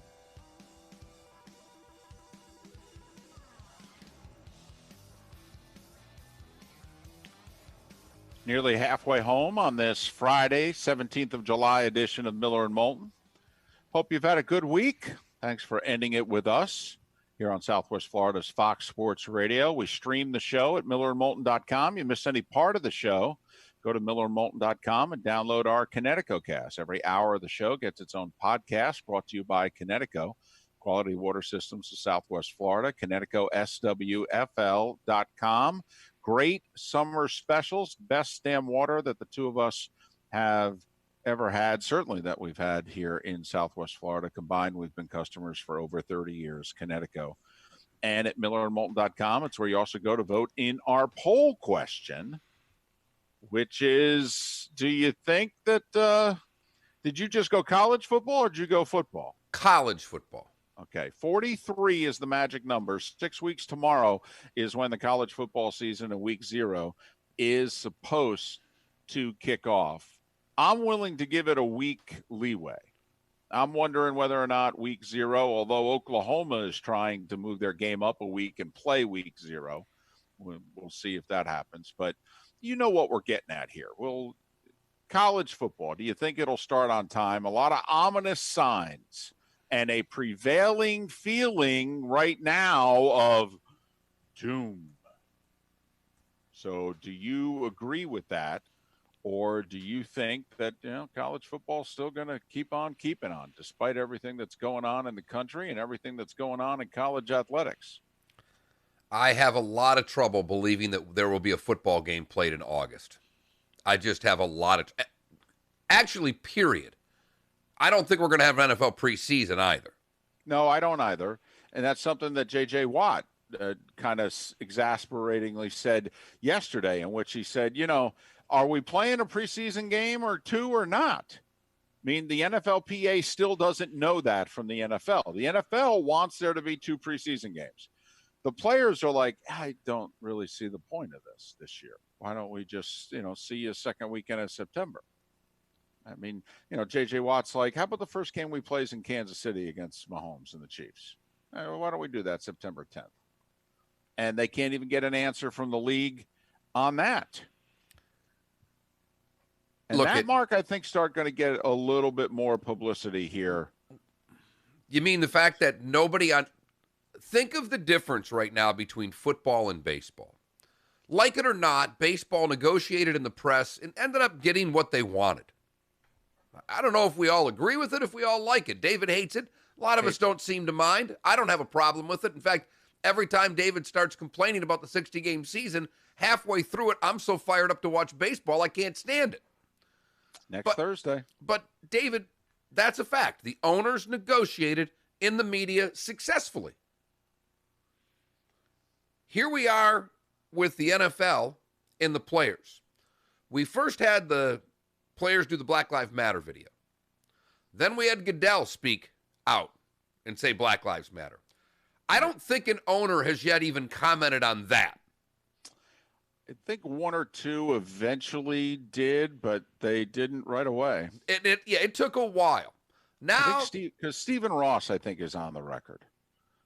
Kenny Stills basically said, "Nah, you're a day late and $1 short." But Okay. Kenny Stills a whole nother situation right now. Of what's wow. I mean, it's ridiculous that it's a felony charge, but the fact of the matter is, this is something the NFL will have to deal with throughout all of this, and it's fascinating. But the NFL owners didn't say anything about all of the protests and things of that nature. And there's a lot going on in the NFL regarding that, as far as the Black National Anthem that they're going to sing before week 1. There's a lot of stuff going on that will be met with some controversy and a certain group attacking them for doing these things. We all know how that goes. Then we come to the coronavirus in camp, and the management side of the NFL has said nothing publicly. And players every day, David, are coming out going, what the hell's going on? Well, it's not that they haven't said it publicly, but they haven't even said it to the NFLPA. I mean, that's the thing. And that's why J.J. Watt went public yesterday. He's like, we're trying to figure this out. We're getting nothing back. Absolutely nothing, folks. We want to play, but they don't seem to have a clue. And, Mark, I'm going to just throw this out there. And you can agree or disagree, obviously. But, Mark, I think in baseball, to some degree, to get ready for the season, you can socially distance. Now, I mean, think about it. We're not going to have fans. You could sit your 25, 30 guys everywhere. You could literally sit half the team in the stands. Okay? They don't have to be in a dugout. No, it does. It can look like a Premier League game where they're just kind of all bannered about in the crowd. Absolutely. To work out on the field, well, they have to throw a ball or hit a ball. I mean, no one's within 6 feet of one another until you actually start playing a game. A catcher and a batter, a first baseman and a runner. I mean, that's basically it. Otherwise, you can play this sport and socially distance. You can work out and socially distance. You can in basketball. It was awkward when we talked to Nick Nurse a couple of weeks ago, head coach of the Raptors, and we're hearing there's only 4 people allowed on the court at a time. He's like, yeah, we're not running set plays. But, each guy's got a ball and a basket, and they can work out and this, that, and the other thing. Oh, okay. Now, hockey, I think's harder. It just is. But to me, Mark, you can't socially distance and do football. I mean, you just can't. You can't do it. It's not possible. No, and I mean, even hockey, David, because I've been around enough practices, until you start, I mean, even half the time they're running a power play without anybody playing defense. It's just about where positioning. So there's a lot, breakouts, all those things. There's a lot of a hockey practice that can be done. It's a different practice, but you could have a hockey practice and socially distance pretty decently. I don't know how you have a football practice. Well, in football, you could, like if you can do a breakout with no defense and you can run a power play with no defense, just a goalie, you cannot put a defense on the field for the offense. Correct, but the linemen are all standing next to each other. Well, exactly. I mean, that's the thing. You've got 5, unless you're doing 7-on-7 drills, you really can't do, or 7-on-0 drills, if you will.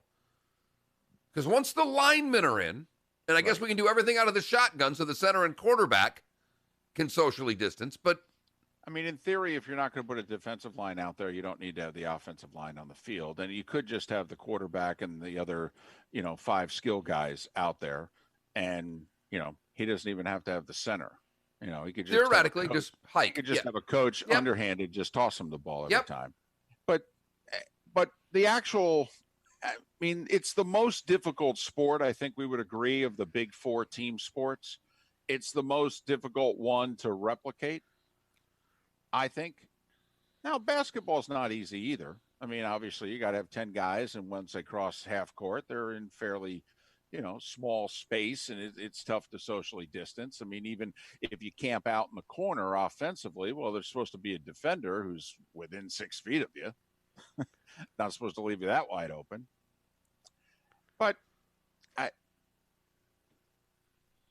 how ridiculous did it seem when the NFL, was it last week, they started to list some of their rules and protocols, and they said at the end of the game, A, you can't walk off together, and B, no jersey exchanges. Right. You can beat the crap out of that guy for 60 minutes, but God forbid you take your jersey off and give it to the other guy. Now, we all get what they were saying, though, if you think about it. It's like, listen, if by chance you happen to play against one another, especially since there's a chance that the two guys involved were not against one another. It could be a wide receiver on one team and a wide receiver on another.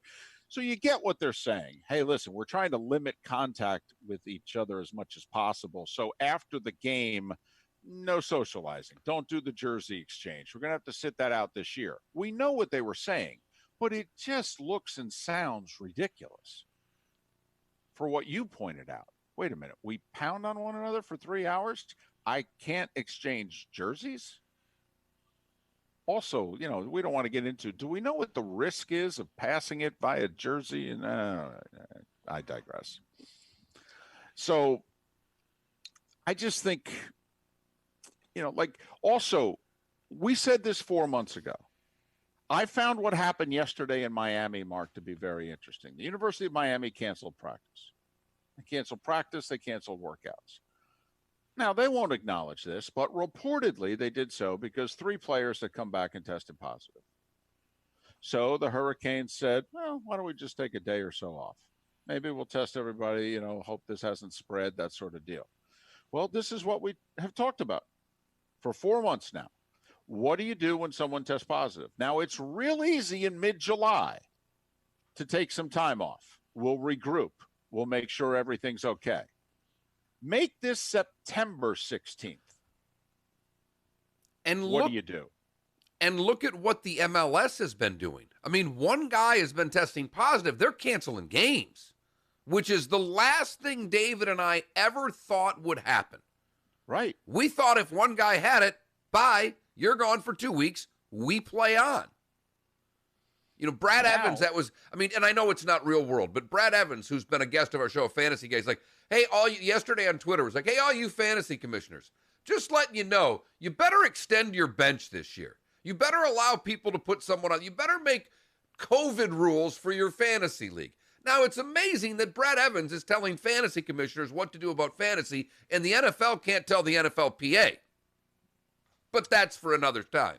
But it is factual that the rosters, we've talked about it in the NFL with larger rosters. Baseball's already going to have a larger roster. See, the NBA cannot. I mean, they can, but it's the NBA. What's the 14th guy in the NBA going to provide you? Hockey's going to have extra players. And it's why you and I, from the longest time, and you mentioned Doug Gottlieb's comments, if LeBron gets it, hey, they're going to let him play. Basketball is the trickiest from the standpoint of somebody contracting the disease, because it can end a team's season right now. Right, because a handful of guys on an NBA team, that could be your starting 5, for goodness sakes, and then how are you going to be very competitive? So getting back to the Miami thing for one moment. So they took a day off. And I don't know if they're going to take today off or the weekend or whether or not they just took a day to social distance, test, that sort of deal. But can they do the same thing on September 16th or October 16th? You know what I'm getting at. This is what we said 4 months ago. What are you going to do when someone tests positive? You just mentioned the MLS, which had all sorts of problems at the beginning in this, the MLS's back tournament that they got going on. Another piece of news that was not widely reported yesterday, the MLS has just done 2 days of testing with no one testing positive. All the teams, no one tested positive. 2 days worth of testing. So they had problems at the beginning, whether people got it from where they were and traveled to Orlando and brought it with them, or they didn't have it where they were and they got to Orlando, and as part of the Florida spike, they got it when they were in Orlando because they, hadn't had their bubbles set up and they weren't behaving and all that, whatever. But right now, what the MLS is doing in Orlando right now, this week, it's working. And if you're the NBA, you got to be thrilled with that news, don't you? Now, granted, they have the advantage playing outside. We got it. But that's got to make you happy. It does. I think also, Oklahoma, who had a few cases there, the Oklahoma football team, they have no positive cases right now. Haven't heard the latest out of Clemson or Alabama or LSU, but there are positives out there. The problem is we have not opened camp realistically for most college teams are just getting started. The pro teams aren't even there yet. You know, Ohio State resumed workouts this week after putting them on hold for a few days. So there is positive news. I mean, you got to look for it. There's no doubt about it. But it's our question. It's our poll question. MillerandMoulton.com, that Mark Miller, the David Moulton on Twitter, although I don't think I've retweeted it yet. So give me a couple minutes. But we'll have it through the weekend, so you've got a little bit of time. Do you think the college football season is going to start, well, on time, if you will? Whether it's week 0, week 1, whatever. Do you think the college football season is going to start on time? I still do. Even if the Big Ten and the Pac-12 are sitting out the start, I think the other 3 Power 5 conferences are starting. I do. I don't know if you caught this yesterday, David, and this actually bodes well for your argument. But the NCAA made a little adjustment. Even though they don't control football, they still have some sort of say-so, I guess. But the NCAA yesterday announced that you can win 2 games against FCS opponents to count towards your bowl eligibility for this season. It's only for 2020. Now, I find that hilarious in the fact that teams are cutting non-conference games right and left.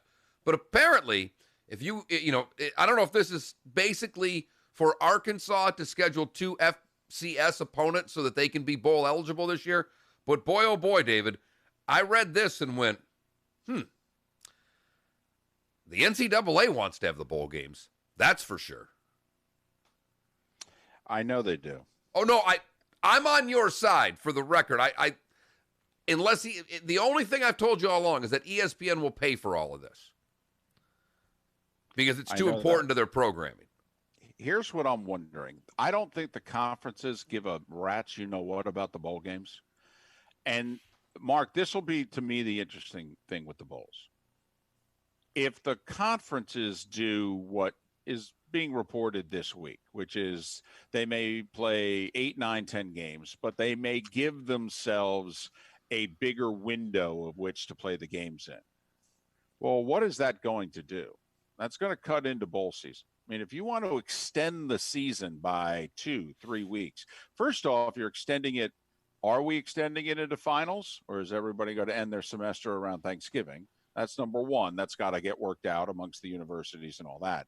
But, Mark, let's just say conference championship weekend is now the weekend before Christmas. Do we really think we're, playing bowl games outside of the New Year's 6? I almost wonder, David, I thought about what you've said a lot, and I think it'll be more than the New Year's 6. But, David, you have to wonder, the 3 bowl games that send MAC teams, these bowl games that are the New Mexico Bowl. First off, all of the bowl games in California, the Poinciana Bowl or whatever they call it now, the San Diego Credit Union Bowl. Right. I think that's is it all of that and Poinsettia? Or did they take Poinsettia off? I thought it was San Diego Credit Union Poinsettia Bowl. I thought they mangled it all together. And they may, David, because what's a bowl name unless you can get everything in it? Exactly. Got to get the sponsor in, Mark. That's what it's all about. But are we going to even be allowed to have bowl games in California? I mean, there's looking like there's going to be no crowds in that part of the world at this time. Right. So therefore, why travel to play the games there? Here's the other thing. Most bowls, the teams lose money on. Absolutely. But I mean, like the Bahamas Bowl, and I finally got the list. Bahamas Bowl, MAC versus Conference USA. Right. Yeah. That's not happening. You would think. But I would say, like your Sun Bowl, like you talked about, David. Well, you could get the possibility of having Notre Dame in that game. Like, I think there are the big conferences may still play some bowl games. I don't think you're that far off of bowl games getting canceled. I just don't think they're all getting canceled. Like, I think the Outback Bowl happens. Okay. I think the Gator Bowl may happen. I think the Citrus Bowl may happen. So you think the January 1st stuff combined with New Year's 6, that those, so Yeah. we'll have essentially, you can count on two hands the number of bowl games that we'll have. 10, 15 bowl games, something like that I could see. Okay. 14 minutes before the hour. Today was the day when, and maybe I've got a little nugget for it. Then again, Mark may already have it. Something to look forward to on Miller and Moulton. Thanks for being with us. Southwest Florida's Fox Sports Radio. Just give me the year.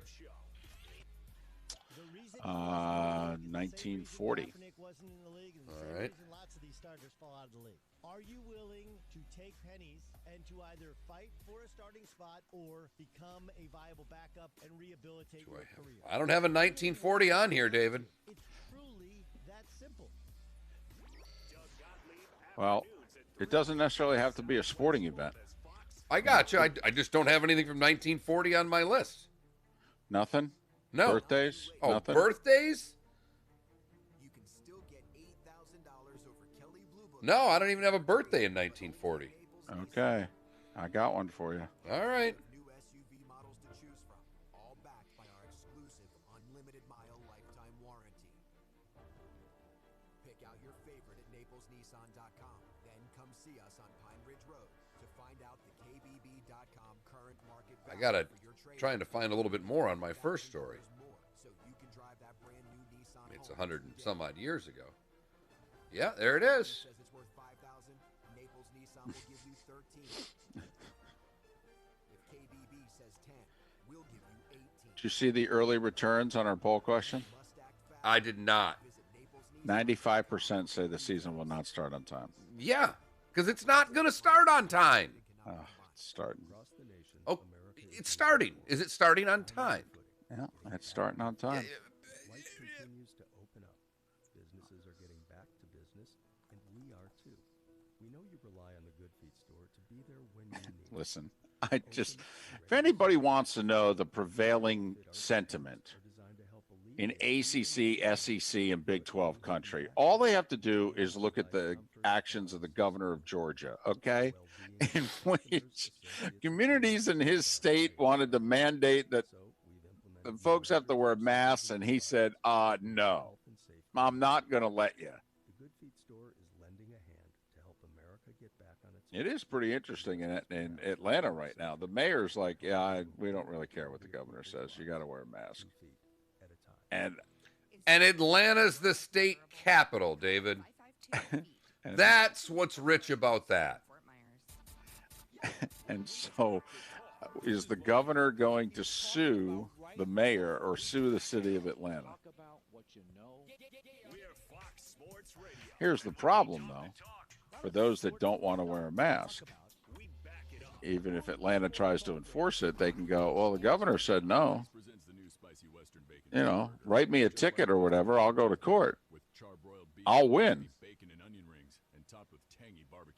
Common sense may be on your side, but technically the law is on mine. In this state, anyway. Why are we using this whip crack to explain it? Because jalapenos sound like this. Try the new spicy Western bacon cheeseburger at Hardee's.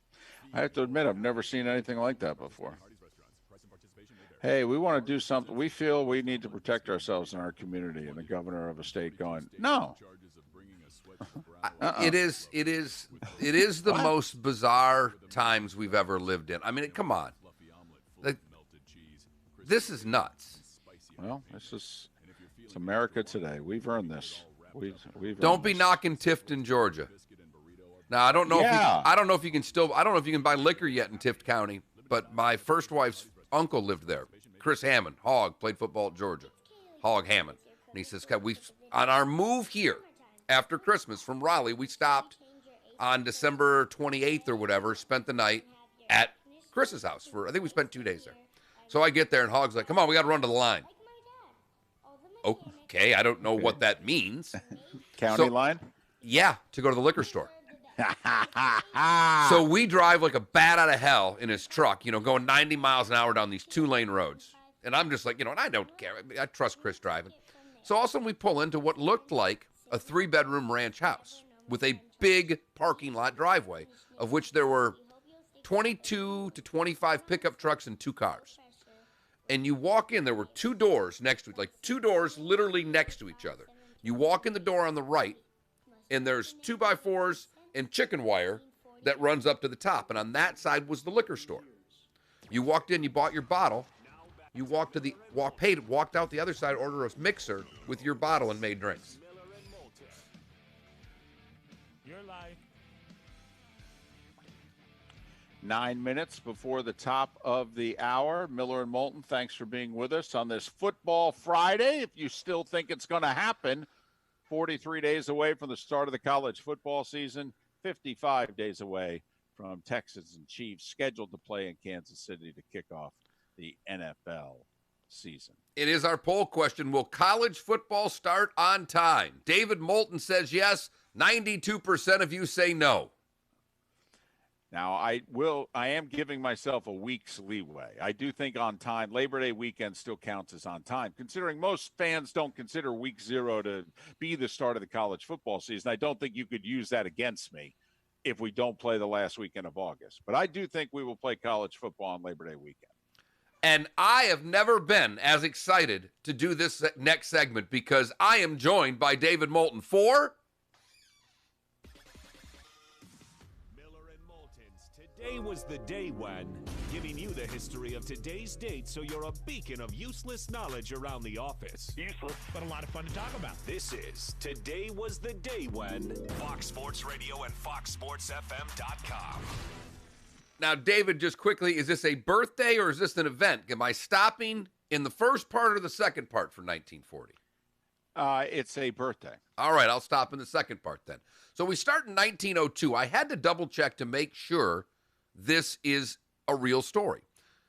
The Baltimore Orioles forfeit to St. Louis, having only 5 players available to play. Then had to forfeit their franchise back to the American League. Whoa. Not only the game, but they lost their team. And that is a factual story. 1914, New York Giants outfielder Red Murray is knocked unconscious by lightning after catching a fly ball. That ended a 21-inning game. Giants win 3-1.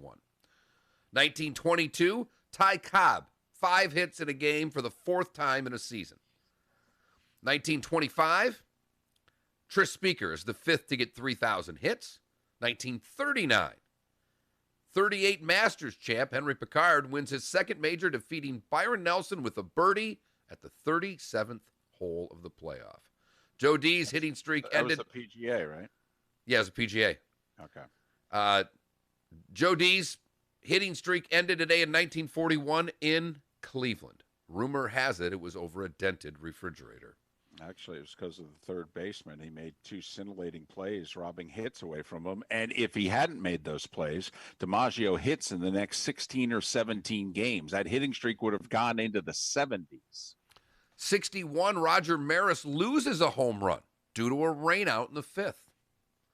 And this one I found fascinating. Dave DeBusschere in 1963 hits a single off Bernie Daniels, his first and only Major League Baseball hit. No idea that DeBusschere played in the major leagues as well as the NBA. Bob Gibson gets to 3,000 strikeouts today in 74. The Montreal games open today in 76. Reggie and Billy get into a fight in the dugout because Billy wanted Reggie to bunt. 83, Royal Birkdale. Tom wins his 5th Open. It was his 2nd consecutive and 3rd in the last 4. That Michigan football team got it done today in 1983.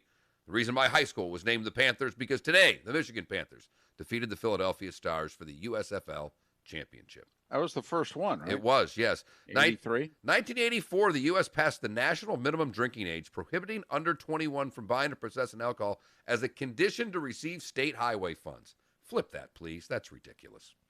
1990, the Twins turned 2 triple plays, and Deion Sanders for the Yanks hits an inside-the-park home run. 2005, Tiger wins his 10th wire-to-wire at St. Andrews. And also in 2005, to tell you what's happened lately, the ESPYs, and I never get into it, but Lance Armstrong won the ESPY in 2005. How did things turn out for him? Not so well. Darren Clark wins the British at Royal St. George in 2011. Great win. His wife had just passed. Very emotional win for him. If you were born today, you share your birthday with James Cagney, born in 1899 today. Donald Sutherland, born today in 1935. Elmer Fudd appeared for the first time today in 1937. And Vern Lundquist was born today in 1940. Uncle Vern is 80. Yes, sir. Connie Hawkins, born today in 42. Charlie Steiner, born in 1949. Follow me. Follow me to freedom. Still the radio voice of the Dodgers. The Hoff, David. The Hoff is 68. That seems about right. In Germany, though, he's still 45. Brian Trottier is 64. Buffalo Bills fan Scott Norwood is 60 today. Kelbert Cheney is 49. Luke Bryan, 46. And goaltender Ryan Miller is 40. And that is, today was the day when, on this July the 17th. 1 minute. Happy birthday, Vern. Yes.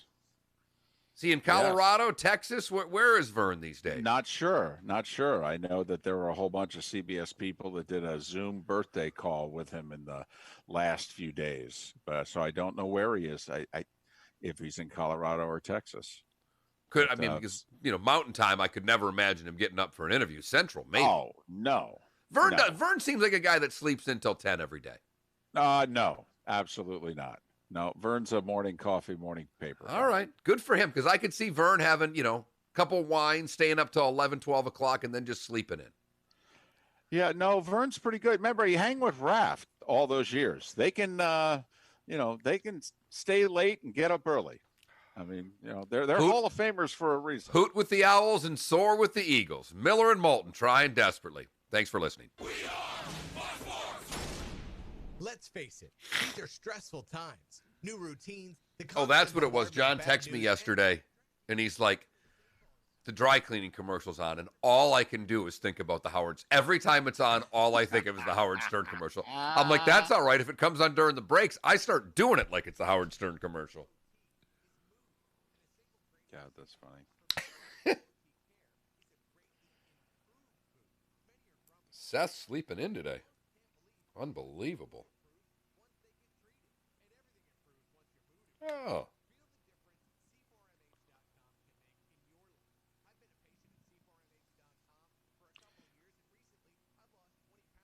I don't think, to answer Dandy Coins in the Twitch chat room, I don't think any major pro sports league will ever allow fan ownership again. The whole Packers thing got grandfathered in. They'll never do it. For no other reason, literally, even if a community came up with just a shit ton of money that an individual person couldn't come up with, which is unlikely.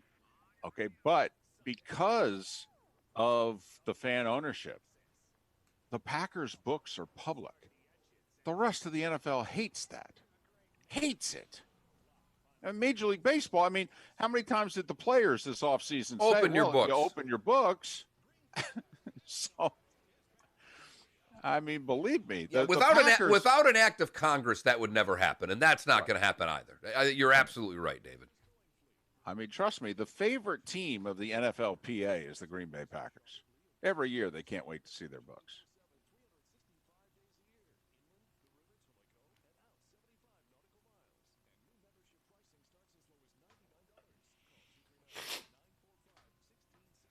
Oh.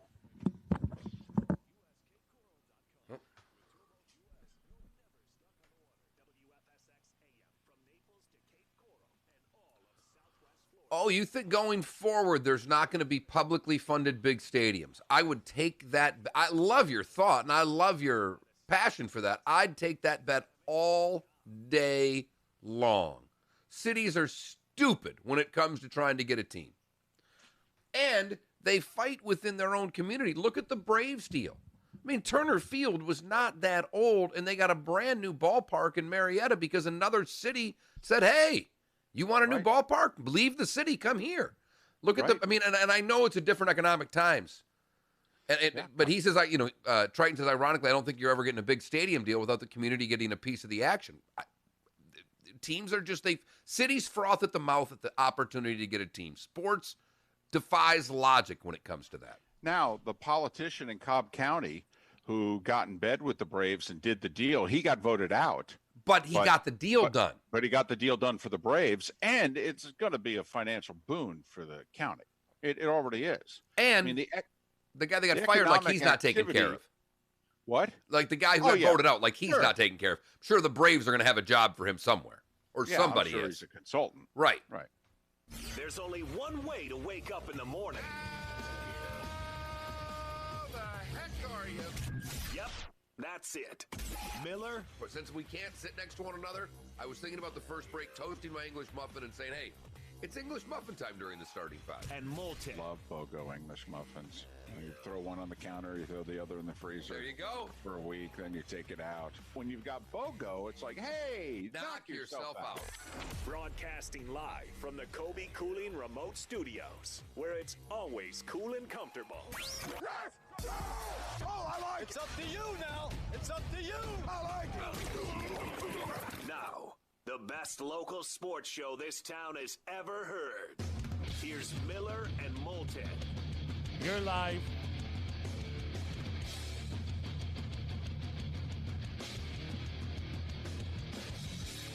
Top of the morning to you. How the heck are you? At 2 minutes past 8 o'clock, we are Miller and Moulton. This is Southwest Florida's Fox Sports Radio. We stream Miller and Moulton. Where else? MillerandMoulton.com. And we're broadcasting live once again on the Miller and Moulton YouTube and Twitch.tv channels. Sign up for them. If you're an Amazon Prime customer, you get a Twitch channel to make yours at no cost. All right? Make the Miller and Moulton channel your Twitch channel of choice. We would appreciate it. 479-5551, 479-5551 is how you can chime in to the Williamson Brothers Marine and Roofing text and talk line. 479-5551. Wilmer Schell of the Orlando Sentinel, actually Matt Murschell. It was Will Hobson who joined us last hour from the Washington Post. Matt Murschell, who covers college football for the Orlando Sentinel, will join us at the bottom of the hour, and we'll ask him our poll question, which is, do you think the college football season is going to start on time? And so far, over 90% of you say, hell no. David, let's get things straight in the show. Get the names right. It is my job to botch people's names and pronunciations. Right. You've always been the one who gets it right. So leave that to me. If you just feel like screwing up a name, say, Mark, go ahead, and I'll be happy to do it for you. Well, the fact that I contributed to today was the day when meant that I had to then screw it. Okay. Since I invaded your space. You did not. No, that's not true. You added to it. It would not have been the same today. I'm fired up. I want to text Vern. I've only met him like 5 times, and I want to say happy birthday, Vern. Vern Lundquist is 80 today, and he is planning on doing the Masters in mid-November. He will be there. And if you think about it, there's not many firsts for Vern anymore from a broadcasting standpoint. I texted with him recently and said, hey, you've done a few Masters. You've never done one when the leaves have changed color or fallen onto the ground. So even for you, this will be a first. I somehow, and it's probably already too late. I would do anything for a media credential for this year's Masters. I mean, outside of giving up kids, I would do damn near anything to be at this year. And we've been struggled for 4 years just how to get a media credential. I mean, David has CBS connection, but that doesn't mean anything for Miller and Moulton, if you know what I mean. Right. I could get us CBS credentials in which we could walk around with the crew, okay, but we couldn't get into the main place to broadcast from and what have you, and that's really what we want them for. So, this is something that we've talked about in baseball. Just came out recently and said we're not even going to allow scouts at the games to start the season. Now, we may, once we get the season underway, we see how things are going, and the biggest reason for scouts to be at the game is potentially for trades. And baseball this year, the season's going to start next Thursday. But late August is now the new trade deadline. About midway through the 60-game season, they're going to say, well, okay, I think it's August 30th, something like that, in which that's the trade deadline. So it's, scouts usually then, scurry around and they start, who is it that we're looking at? And remember, there's no minor league games oftentimes scouts spend more time at the minor leagues because if you're trading your player, you're trading them for who? Prospects. Well, hope you've got your scouting reports in on those prospects from 2019 because you're not going to be able to see them this year. But right now, you were talking about getting a media credential. There's still a debate as to just how much media is, going to be at this thing. Hubie Brown, by the way, is in the bubble. And, Hubie, I think, is older than Vern. I was going to say, Hubie's got to be closing in on 80 if he is not already. And I think Hubie's in his mid-80s, actually. But, Marv Albert's not broadcasting the resumption of the NBA season. Hubie Brown's 86 years old. Yeah. He will be 87 at the end of September. When is the basketball season ending? October 12th. He will have turned 87 before the basketball season will have ended. Right. Yeah. And I'm, unless Hubie's doing games from a studio, but my understanding is that, but Marv opted out at 79. Marv opted out. And a lot of people thought this was going to be his last year as the number one voice on Turner. That it's going to turn over to Kevin Harlan after this year. And so, but Marv opted out. But baseball starts on Thursday of next week. The NBA is less than 2 weeks away. Hockey is a little over 2 weeks away. And I know most everybody's got football on their brain, but, 3 of the big 4 getting underway here in the next 2 weeks. And for you racing fans, IndyCar gets underway tonight in Iowa. We've got the first of a doubleheader weekend in Iowa. We've got IndyCar racing, the Iowa IndyCar 250. It took me a while, folks. It took me a while to get through to the people that I work with that it was important to cover auto racing on this channel. Right. All you gearheads, you're welcome. I worked hard at getting this done. It took a lot of persuading, a lot of dinners, a lot of sending ice cream to houses in order to get this done. But it's been finally accomplished that we now have NASCAR and IndyCar racing on the station. I knew you'd be happy. Iowa tonight, Texas the weekend is where NASCAR is. Ross Chastain in the Xfinity race, 2:30 tomorrow. And then our Cup coverage begins at 2 o'clock on Sunday.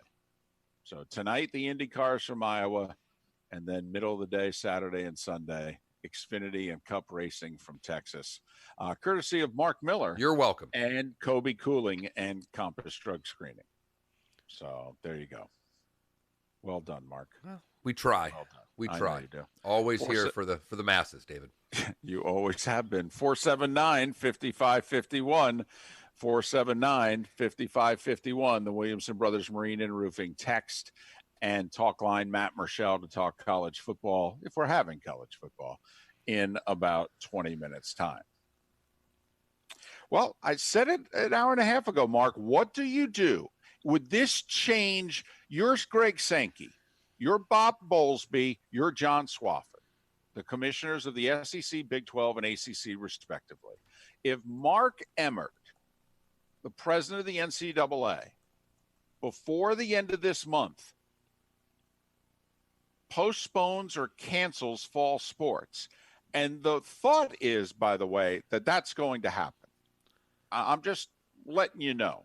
At this moment in time, it would be a surprise to many in college athletics if the fall sports season is not pushed back at minimum a season or two, if not canceled entirely.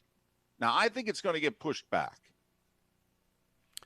Look, yesterday, Mark Emmert, in an interview with ESPN, said today, sadly, the data points in the wrong direction.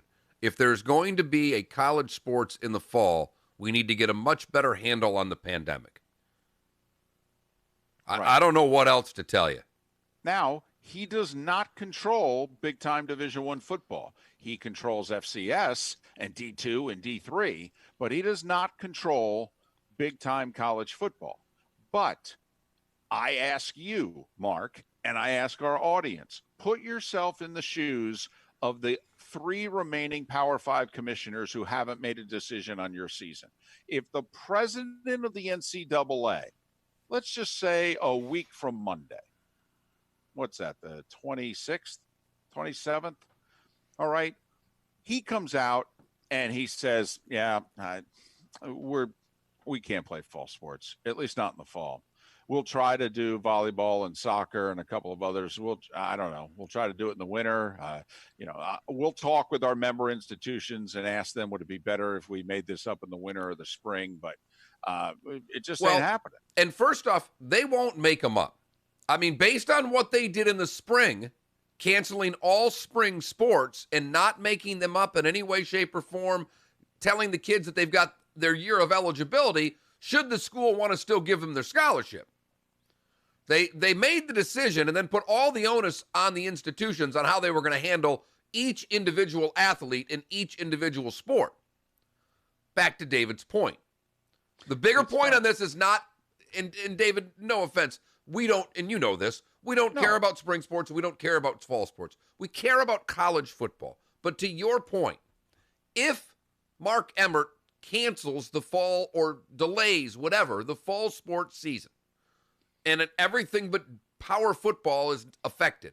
Right. You're asking, how can Sankey and Swafford and Bowlesby have a football season with Emmert basically telling the rest of sports you cannot? It would be fascinating. And seriously, hear me out. Those 3 and the 2 commissioners in the Big Ten, in the Pac-12, I don't think give a rat's behind about anything Mark Emmert says. In fact, I think they can't stand him. Do you think Sankey has the kahunas to basically look Emmert dead in the eye after that and say, I don't really care what Mark Emmert said, we're playing football? I do. I actually do. I think because, first off, I think the 3 conferences are talking and acting together. I think it's going to be all 3, because if you look at football, look at the non-conference games. The SEC has over half their conference that has non-conference games scheduled against the ACC and Big 12. And there's a lot of pressure to play in these parts of the country. And so I actually think also, what do you have, Mark? You've got a little more safety in numbers. It's not like I expect one of these 3 conferences to come out and act alone. I expect them to act in unison. They'll either delay together or they'll forge ahead together. And I expect them, I really do. I expect them to forge ahead together. Will Emmert, if he takes the action that most believe he's going to take in the next 10 to 12 days by canceling or postponing the fall season, will it create an awkward situation? Yeah. Yeah. May want to delay what you're going to do for another 24 hours. Give yourself a buffer. But do I think they could say to Mark Emmert, yeah, I don't know what to tell you? Because here's the other thing, Mark, that they'll never say publicly. Never. I actually think the universities, if they're going to do this, think their best shot to do it is by only football playing. Let's just get football in. We've got to get football in. Let's just worry about those 100 plus athletes and those 20, 30, 40, however, 200 people between athletes and coaches and support staff and what have you. We'll just worry about these 200. The rest are just part of the student population. We don't know if we're having classes. We don't know what we're doing online, whatever. But I'll take care of these 150 to 200 people. We will get through this damn season. I'll worry about everything else later. And more importantly, to double down on what you're saying, it's not even worry about everything else later, David. Every one of those sports not named football in the fall is on what side of the balance sheet? On the expense side. Right. Every single one of them. What's the football year going to be like? We have already said, just speaking of the Florida Gators, they're going to lose $7 million, per game that they don't have fans in. Right. 6-7 million a game. So let's just say it's 25% of attendance. So instead of 6 million, they're only going to get 1.5. Right. So there's 4.5 a game, times it by 6 or whatever it is. They're still losing a quick 25-30 million bucks. But they're going to make at least some of that up and not having to travel to all of these losing money sports. They're not going to make it all up. And that's why what David says, if they're in meetings right now and they're sitting there going, if Emmert cancels everything, this is not going to be as bad as we thought. It's not the worst thing in the world. We've They're already saying this is not the worst thing in the world. We've already told, Michigan State, I noticed yesterday, 10% cuts or 15% cuts for everybody that makes over $100,000, 7% cuts for some of the new. But anyhow, they saved whatever. We're seeing it every day of schools. Florida State the other day slashed a bunch of salaries and cuts to save money on their budget. So you're going to see that on almost a daily basis right now. So if you combine with budget cuts and then not traveling and all of the other expenses of not having a season, all the people you pay, well, it eases the blow a little bit. Now, do I think the NCAA would desperately like to play the fall sports at some point this year? Yes, I do. I do. And I think they may leave it up to, I don't know if you can do this because obviously it's tough to hold an NCAA championship if you do this. You probably just have to pick a season, winter or spring, and decide we're going to hold it then. All right, because otherwise, if you've got half the schools, making it up in the winter and the other half making it up in the spring, how are you going to have NCAA championships? They'll just cancel the fall, David. Telling you now. They're not going to make it up in the spring. It's not going to happen. I could see them playing conference matches only and then having NCAA championships. I do think they feel badly, and it's not their fault, but I do think they feel badly for all of the spring sport athletes who lost their year, and that those championships, the NCAA thinks highly of themselves. They love putting on championships. It makes them feel good. It's what they're in business to do. I think the NCAA wants to put on these championships. I think they will try to, Mark, move the fall sports to spring and maybe make them conference only. So you play half a season or 2/3 of a season, and then they'll conduct their championships. And the hope being by then, a vaccine and the whole deal, and we're in a better situation. And you may be right, and I think the vaccine would be the only way that would happen because a lot of these sports share common buildings and common areas on universities. No doubt. And if all of a sudden you're having all your winter sports and then you're throwing all your fall sports on top of these people, you're not going to be able to comply to what the social distancing rules are for any of these sports. And that's why I will maintain once they do something with fall, if they're going to delay it and then they're going to cancel it. And once they cancel it, I don't think they can just say we're delaying it and we're going to jam all these sports down your throat at the collegiate level starting after the first of the year. I just don't see it. And maybe you're right. I think they will want to, though. I really totally. Do. Totally. I think the last week of July, Mark Emmert is going to announce that we're not playing fall sports in the fall, and we'll let you know if and when we're going to play them. And then they're just going to be in contact with the schools and see what they can do. And the intention will be to make it up in the spring. Because obviously, think about certain parts of the country, tough to play soccer in the winter. All right. So my guess is once they cancel fall, they're moving it all to spring. And it's another reason why I think you'll only have conference games in these fall sports is because in certain sports you've got to play outside, and they're going to try to make the weather as good as possible. So that means starting your season as late as possible. But then the big question becomes, Mark, just imagine the final week of July. Monday or Tuesday, Emmert and the NCAA going, fall sports season is postponed. We'll let you know if and when in the spring we're going to make this up and how we're going to do it. Can you then see Sankey, Bowlesby, and Swofford on Wednesday or Thursday going, we're playing. and then everybody goes, the NCAA just canceled. How can you guys be playing? And they got to go, yeah, I don't know what to tell you. The only thing then that happens, the other side of what Emmert could do, once he suspends fall or cancels fall sports, how do you start winter sports before January 1?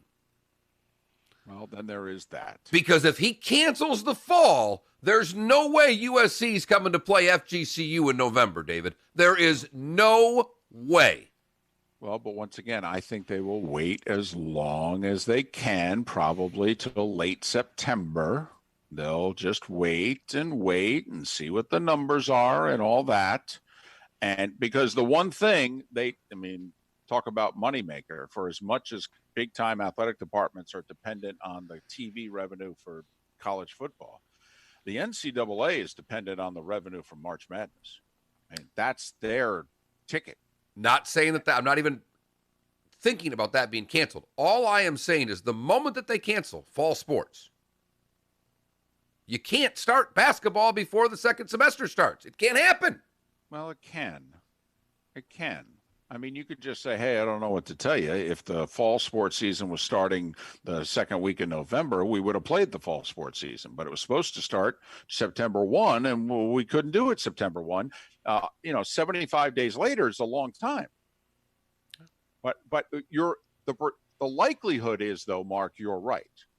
The likelihood is the minute Mark Emmert at the end of this month announces that the fall sports season is going to get moved to the spring, if it's played at all, he is one step away from then saying, yeah, I don't know if the winter sports season is going to start in November either. And we could just play conference games in all our winter sports, and everything will take place after January 1. That's only one step away. And it's not a big leap. And the reason I mentioned March Madness, Mark, is that if you're Emmert, that's the golden ticket.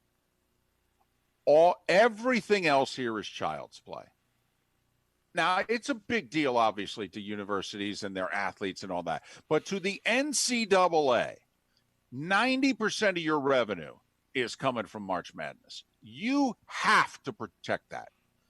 And so you are going to make all of your decisions based on, we got to have a college basketball season of a certain length, but we got to have those 3 weeks in March.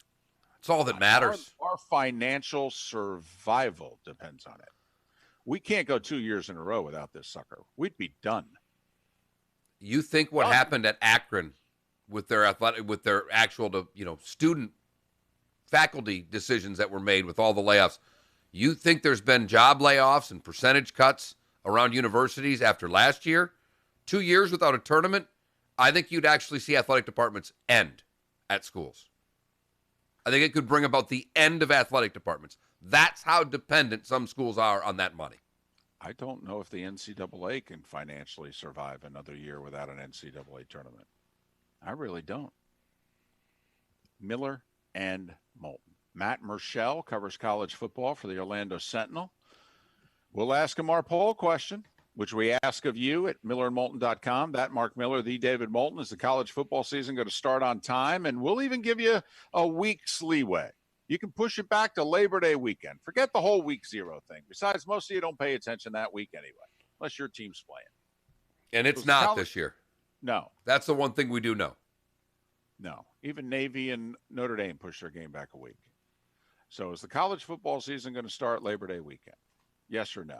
Right now, 90% of you go, hell no. I didn't think it'd be that big. It kind of sums up our week, Mark. 4 of our 5 poll questions this week have been absolute routes. I did not see this being in the 90s. I saw it being 70 plus, but I thought there would be enough glass half full people like you, David Moulton. And David, that glass is empty, my friend. Well, I just figured all the people not wearing masks would vote yes. Well, we only had 16% that said they wouldn't wear. The one question this week was, if I told you football starts in the fall, if you start wearing a mask today, would you? 16% of people out there on this show, not a political show, a sports show where there are 2 sports, football and college football. But they voted no. 16% of them did. Don't know what to tell you. So that Mark Miller, the David Moulton on Twitter, millerandmoulton.com. Matt Rochelle. Enjoy your time at Winn-Dixie because it's the only place left you can go, for Christ's sake. For now. Miller and Moulton. Matt Rochelle, Orlando Sentinel next. Thanks so much for listening. Southwest Florida's Fox Sports Radio. You can't watch baseball while driving. Mowing, running, walking, fishing, golfing, or while doing anything else you like to do while on the go. And this year, you can't even watch baseball in a ballpark, but you can see the game on the radio. Where stance so still at the plate when the Marlins play. Now the pitch. Get the play-by-play. Oh, what a play! On Southwest Florida's Fox Sports Radio, home for Miami Marlins baseball. For professional roofing, the name you need to know is D.R. Martineau. You can count on us for great service. You can count on us to get it done. You can count on us for a price that's fair. And quality is second to none. For professional Juggling the dog, and this is the one day a month that the maid service comes. Because, well, it's a bonus that I gave to my wife a long time ago. When someone says we need to talk, Got some physical ailments. We need to talk, but don't bending panic. and This is a good kind of talk. moving Those around classes is and contacts you're sporting, they're just in the way of you difficult. having the freedom to enjoy So, a more flexible lifestyle. the maids come once a month, and off bilateral LASIK. The savings they that will come allow during you the to show. generate better vision and Usually better my wife's life. here, but she's not right now. So Expert team of surgeons juggling the to help dog, you juggling see the your maid. future in 2020 through the advanced So I technology of apologize for laser stepping vision out during the break correction. there. So what if you've been told you're not a candidate for The LASIK? NFL says they may be able to Wants you take know there are disciplinary other action options against available. To learn the more, Redskins. you need to call now. Schedule your Everyone's free referring to screening. them Take now advantage as of Washington. that $1,000 off bilateral LASIK special. So. Financing options available. It's time for you to experience What do you better think? vision A fine and a better draft life. pick? Dial star 2020 from your So. mobile phone.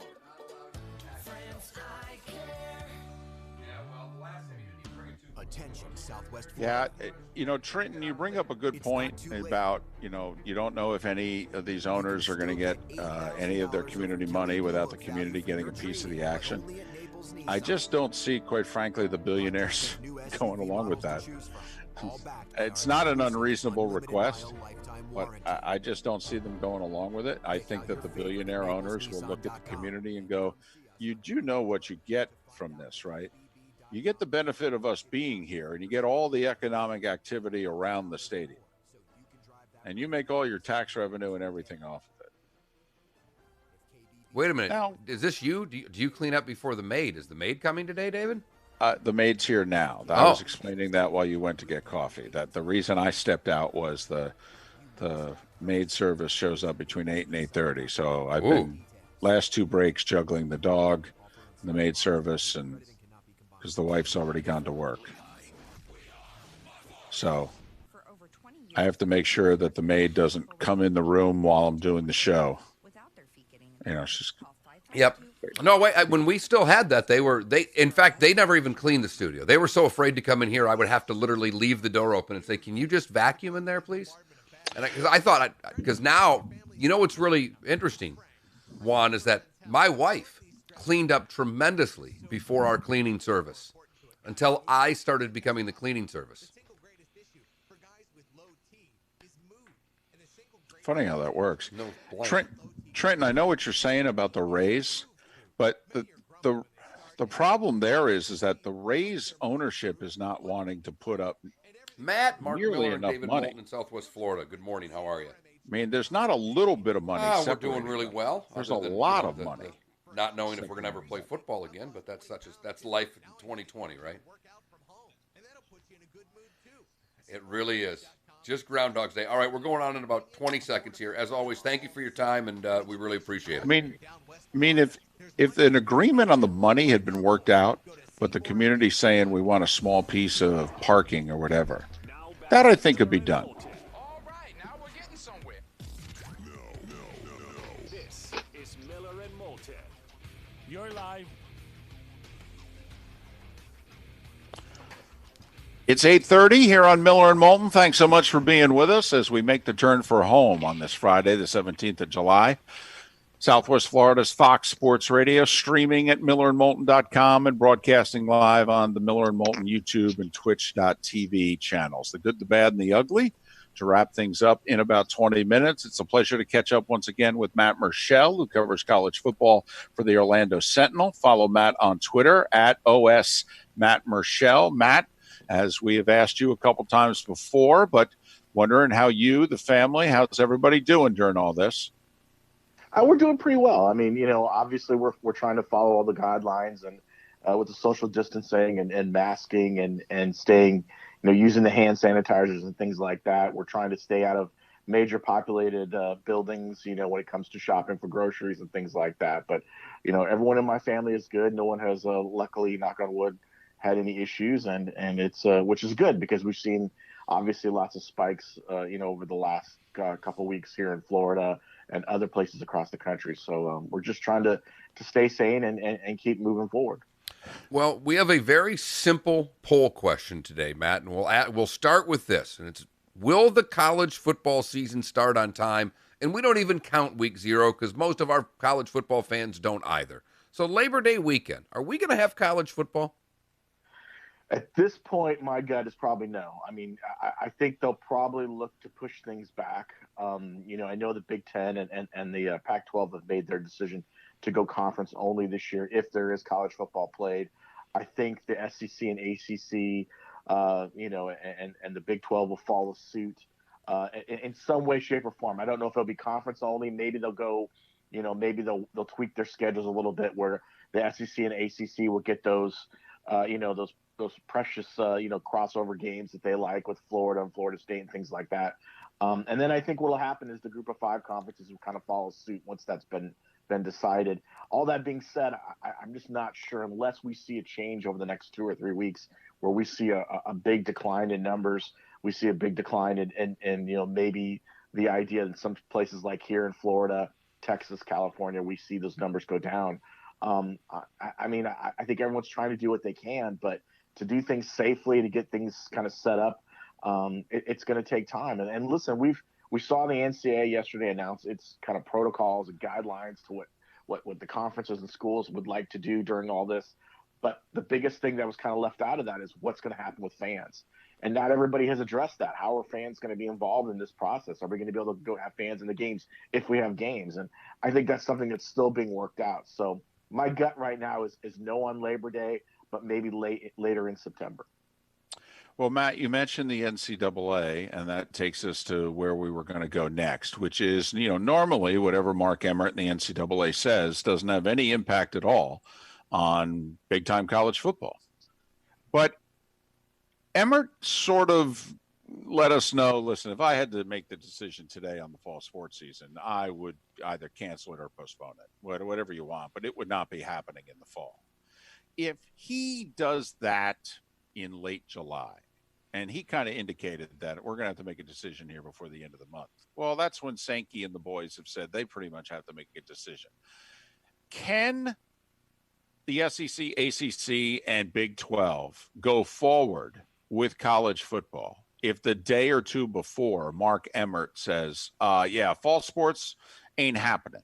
I mean, do you think this is the one time that Emmert and the NCAA could, in fact, impact big-time college football when otherwise they have nothing to say about it? I don't think so. And I mean, listen, I think anything that what Mark Emmert said, yesterday, talking about college football, he's been meeting with the Power 5, the Autonomous 5 conference leaders for weeks now, months, in fact. And I think most of what we saw yesterday in their guidelines was put forth by those autonomous conferences. They've been leading for the last couple of years now, when it came to making changes. I think the NCAA had involvement in it, obviously. But if in the end of all, if the SEC and ACC and Big 12 want to move forward and say, yeah, we're going to play a full season, we're going to do it our way, they're going to go ahead and do that. Now, will that optically look good? Probably not, especially if you're the head of the NCAA saying, I'm not sure if I would do that. But That's why those conferences are waiting for 2 or 3 weeks. They want to kind of get the last, hopefully see something happen over those 3 weeks. That way they can separate themselves from what Mark Emmert says, and they can make a decision. And like I said, I'm not 100% sure it's going to be a regular season. I think the term regular season is not apply this year. I think some of these conferences are going to make tweaks and do things like that. I think the SEC and ACC may just tweak their one non-conference game or have 2 non-conference games and add more to their conference schedule. I just think things are going to look different this year. So, again, what remains to be seen. I think a lot of those leaders have kind of really thought about this idea of let's see what happens and move forward. But, really the NCAA over the last 20, 30 years has had little to no power when it comes to the college football game, big major decisions. And I think that's kind of been demonstrated easily over the last couple of years with the Power Five. Matt, Scott Strickland came out a couple of days ago and said he'd be for a college football commissioner. I'm wondering how that meeting with Greg Skanke went after that was said. But do you think that there's any possibility that there will be one person in charge of college football? I think there's more likely now than there was probably 6 months, 8 months ago. I think when you have a crisis that happens, in a community, I think, all of a sudden you find out what really needs to be done. And I think, and this is a great situation in the sense of a crisis where, the idea now is kind of come to the forefront more and more. And I think you're seeing this idea of, there needs to be some sort of uniformity. To me, it's amazing that it's July, 13th, 14th, 15th this week. And, we're just now setting down kind of testing protocols. This should have been done 3 months ago. This should have been done the moment before players stepped on campuses. There have been protocols that have been slowly kind of piecemeal put in place, but there needed to be this kind of voice. It's the reason why the NFL, the NBA, MLS is starting forward and having some success, is because they have one uniform leader. Now, that being said, I think the difference between those commissioners and what college football would have to go through is the fact that most of those commissioners in the pro leagues work for the owners. Now, if a commissioner here in college football would not only work for the conference commissioners, but I think also too, there'd be concern that, from the player aspect, that they also have an impact on the players' lives. They also make sure that we're looking out for what the players want. So it would have to be a twofold type of job. And again, no matter who, let's say that if this happens, and no matter who they pick, there's always going to be, people who don't think it's a good pick or a good fit. So I think it's more likely now, and it could be something that's discussed over the next year, than it probably was a year ago. Talking college football with Matt Murschel of the Orlando Sentinel. You can follow Matt on Twitter at OS Matt Murschel, Murschel. All right.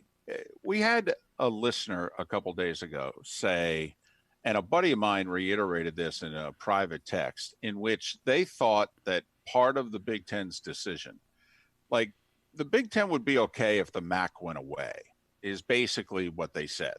And we have thought, Matt, on this show that the Power Five is going to break away and do their own thing at some point. Do you think that because of this pandemic and the economic recession/depression that is going to come about in college sports because of it, that this is going to lead to that next step, which a lot of people feared, which is the haves are going to take their ball and do their own thing, and the have-nots are going to be left to scramble as to whether or not they can even play football at the highest level, never mind what they're going to do with the rest of their athletic department? Yeah, I think it could. I mean, listen, one of the reasons the Big Ten and Pac-12 kind of made this decision was partly because the fact is they felt confident in their testing protocols. They felt like their schools would be able to test their athletes properly, and they wouldn't have any concerns about that. But they didn't have the same sort of feeling towards the Mid-American Conference and other those non-conference, games. They weren't comfortable having schools show up and say, "Well, we can't afford the amount of testing that you could afford, Big Ten. We can only afford a third of that.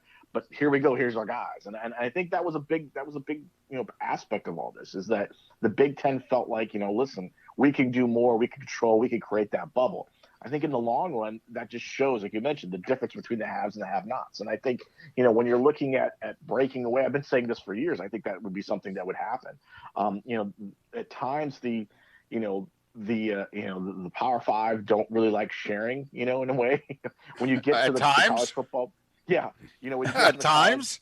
At times, when you get to the college football playoff, every time there's a team that's from the group of five that's undefeated, and there's talk of them jumping into the playoff, that's never going to happen. The Power Five say, listen, we don't want that. We're gonna do our own party. So, yeah, I mean, I think with the money the way it is and everything set up, I think there could be a possibility very much so of that. Now, I'm not saying it's going to happen right out of the pandemic, but I think maybe the discussions will be, the can will be kicked down the road a little bit more. And I think there'll be more talks and ideas about that just as college economics changes, because it will change, guys, over the next couple of years based on what's happened this year.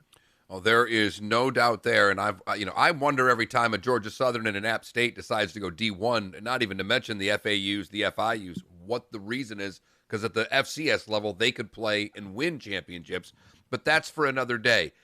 Is anything out there in your estimation with the Big 12, the ACC, and the SEC trying to figure out how to play 10 games?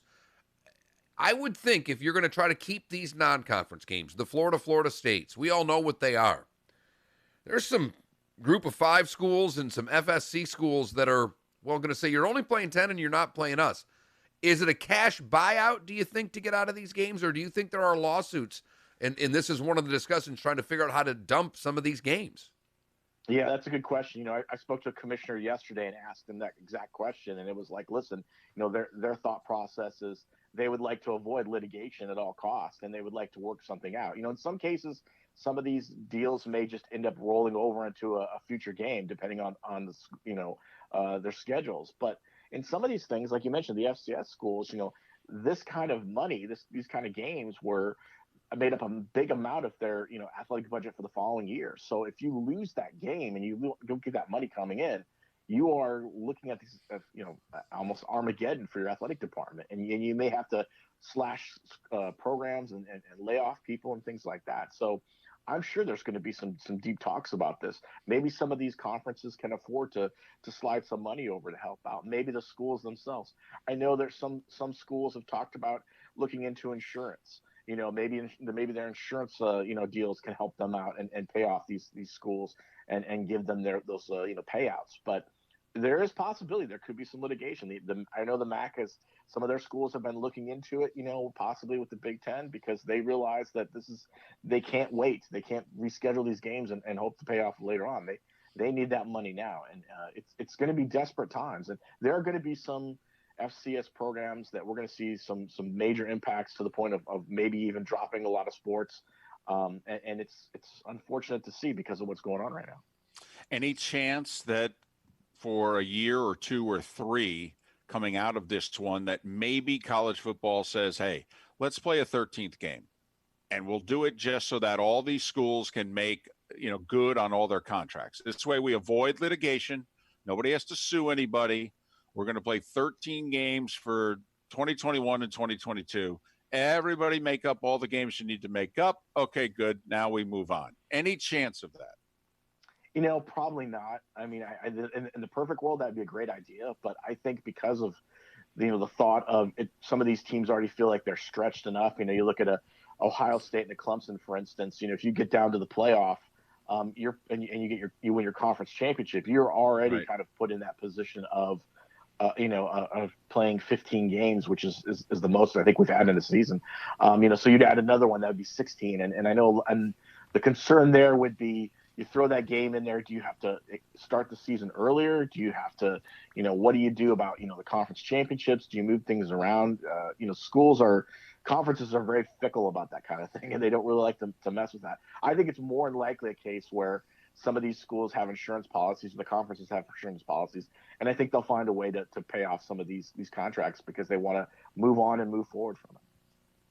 Matt, as always, appreciate your time. Glad that everybody in your inner circle is safe. Be well, and hopefully we can talk right before week 0. It sounds good. I'm looking forward to it. You guys stay safe, please. Matt Murschel, we will. National college football writer for the Orlando Sentinel. And you can follow Matt on Twitter, OS for the Orlando Sentinel, OS Matt Murschel. OS Matt Murschel is how you follow him on Twitter. 15 minutes before the top of the hour. Our poll question, and the first one we asked Matt, College football going to start on time this year? And, well, your answer is a resounding no. Yes, David, you are on an island. You are on the UFC. I'm on the UFC island. You are on Fight Island. And you don't like my chances, is what you're saying. No. Yeah. No, and that is the one question. That's why I'm so fascinated about these interdivision games or interconference games. I started looking. I think it's only Baylor, TCU, and Oklahoma State that don't play someone from the ACC or the SEC. But how are you going to get away with choosing your non-conference games? It is the one part of this that I'm trying to figure out how you get away with not getting sued. Like if the SEC says we're going to add a 9th conference game or we're going to add 2 conference games. We've worked out the schedule. Here it is. Okay. But how do you tell school A, I'm going to play you, and school B, sorry, I'm not going to, unless you're going to pay them all?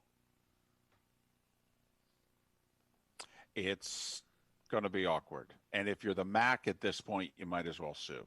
You got nothing to lose. Because if you just sit there and you take your beating financially, you literally may not be able to survive. I really think, Mark, coming out of this, the MAC's going to move down a level. And I think it would be terrific for the MAC. I think they're going to play at the FCS level coming out of this. You can still play Michigan, Michigan State, and Ohio State, Absolutely. and all those schools that way. It doesn't make a bit of difference. North Dakota State does. They were Every scheduled year. to play Oregon this year. And Iowa, or not Iowa. Yeah, Northern Iowa had Iowa too. So, yeah. And one other thing is we had to break. North Dakota State's winning streak is within a season of the all-time Division I winning streak. But most people thought they were going to go to Oregon this year and lose.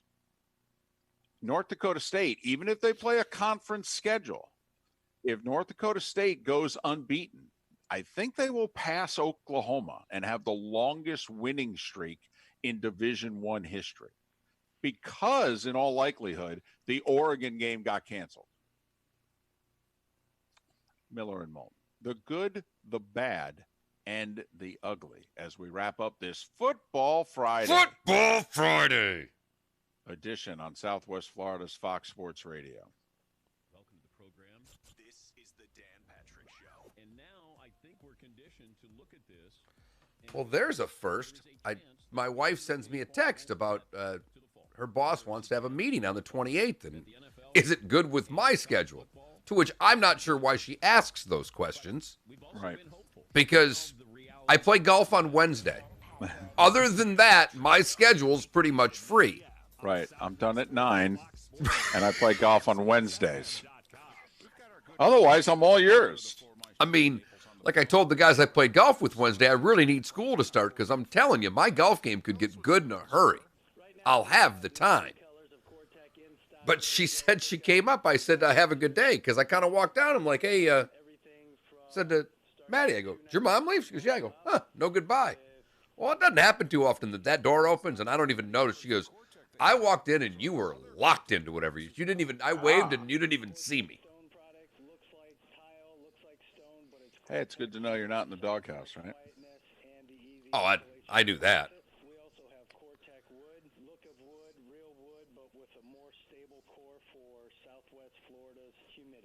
If you haven't been to the Floormeisters, you really owe it to yourself to visit the store. 6281 Naples Boulevard, right next to Costco, or go online, floormeisters.com. By the way, someone tweeted out Aaron Rodgers played in the tournament in Tahoe, right? Well, you know how much I love the Club Pro guy. He has the 2-hole set that he refers to as El Chapo's taint. It's the toughest 2-hole stretch on the Mexican mini tour. Right. Aaron Rodgers was wearing an El Chapo's taint hat at the tournament. And someone tweeted out, does anybody know what this hat's about? Club Pro guy retweeted it and just said, yes. And the reply, because it's such a cult following with that guy. The replies underneath were priceless. The one video, I think, is it Zach Brown not Zach Brown, Zach Johnson? Zach Blair, I think his name is on tour, that he does an interview with that guy about playing those two holes. And the fact that, basically it's, he's comparing the two parts of the anatomy down there. Right. And he gets to the second one, he goes, and it is a tough, tight driving hole. You really have to penetrate that drive. And there are people who like that hole better than the first hole, because the first hole's got a great landing area. And it's great, And they go through 3 minutes. And I would love to know if they did that in one take, because they don't flinch at all.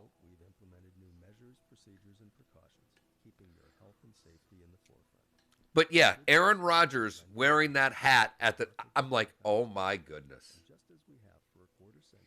And of course, the big gossip, ladies and gentlemen, Aaron and Danica admitted yesterday they had broken it off, broke up in April or May.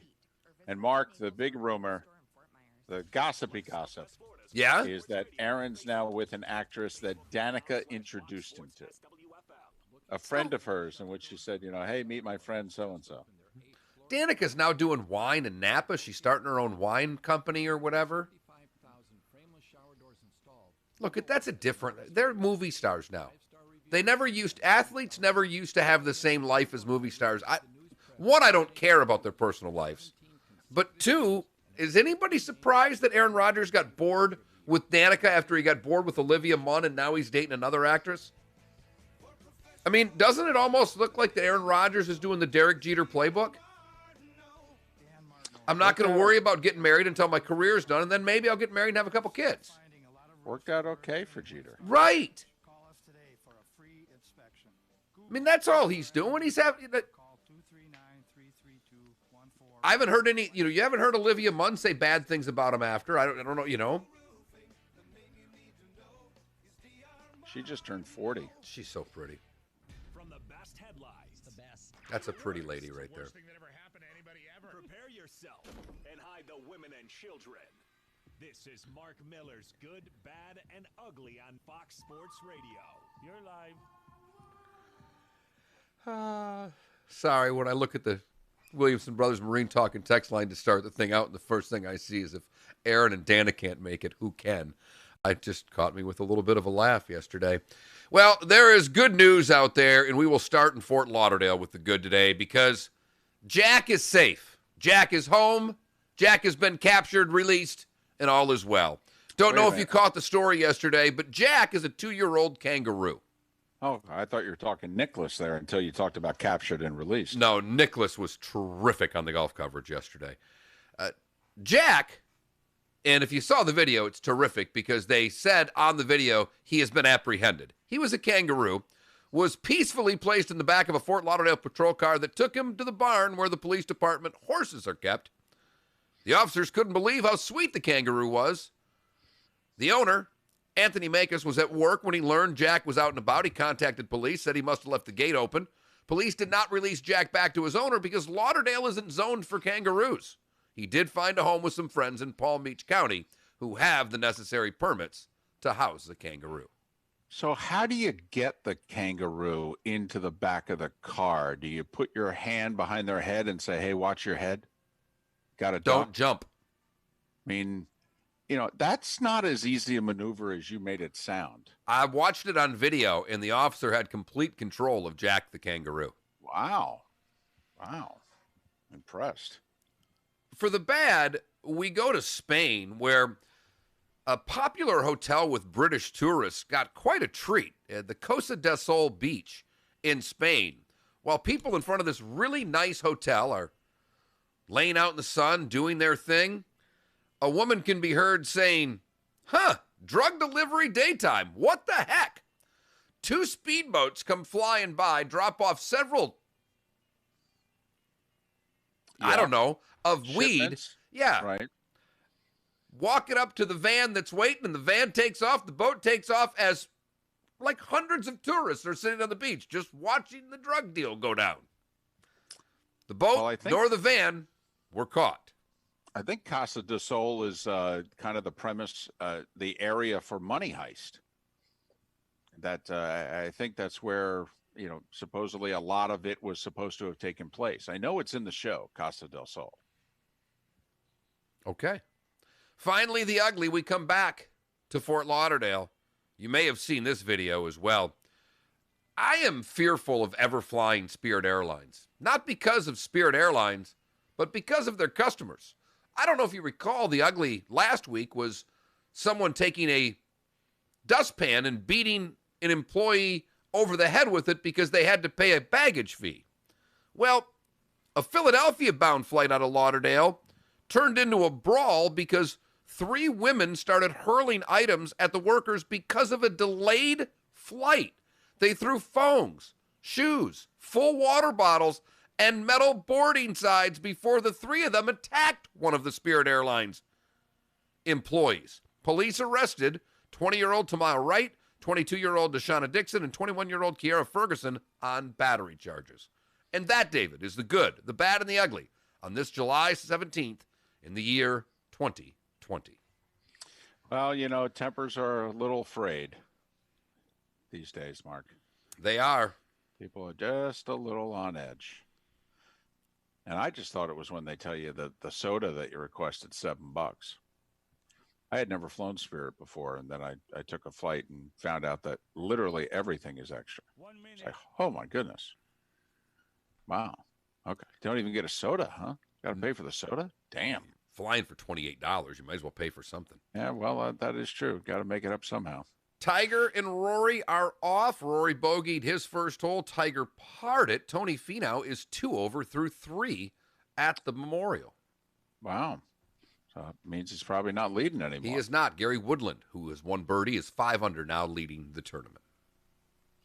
And Woodland finished top 5 last week on this very course. A reminder, tonight, the IndyCar season gets underway, and it does so in Iowa with the 250. We'll have it for you here on Southwest Florida's Fox Sports Radio. Ross Chastain in the Xfinity race at 2:30 tomorrow, and the Cup race at 2 o'clock on Sunday, all brought to you by Kobe Cooling. Your racing station. Have a great weekend. We'll be back on Monday. The Dan Patrick Show is next. Thanks for listening to Fox Sports Radio. That was beautiful. Look at that. You too, Gerald. Thank you. Have a great weekend. All right. Yeah, when the video, a buddy of mine posted it because he lives over there. In the video, the kangaroo has been apprehended. The language that they were using on the news channel was so outlandishly stupid. The best part is the first line from the guy on the streets, because they throw it to him. He goes, I love when there's that pause from the two of you because you don't think what you're reading on the teleprompter is actually true. Thanks, everybody. Have a great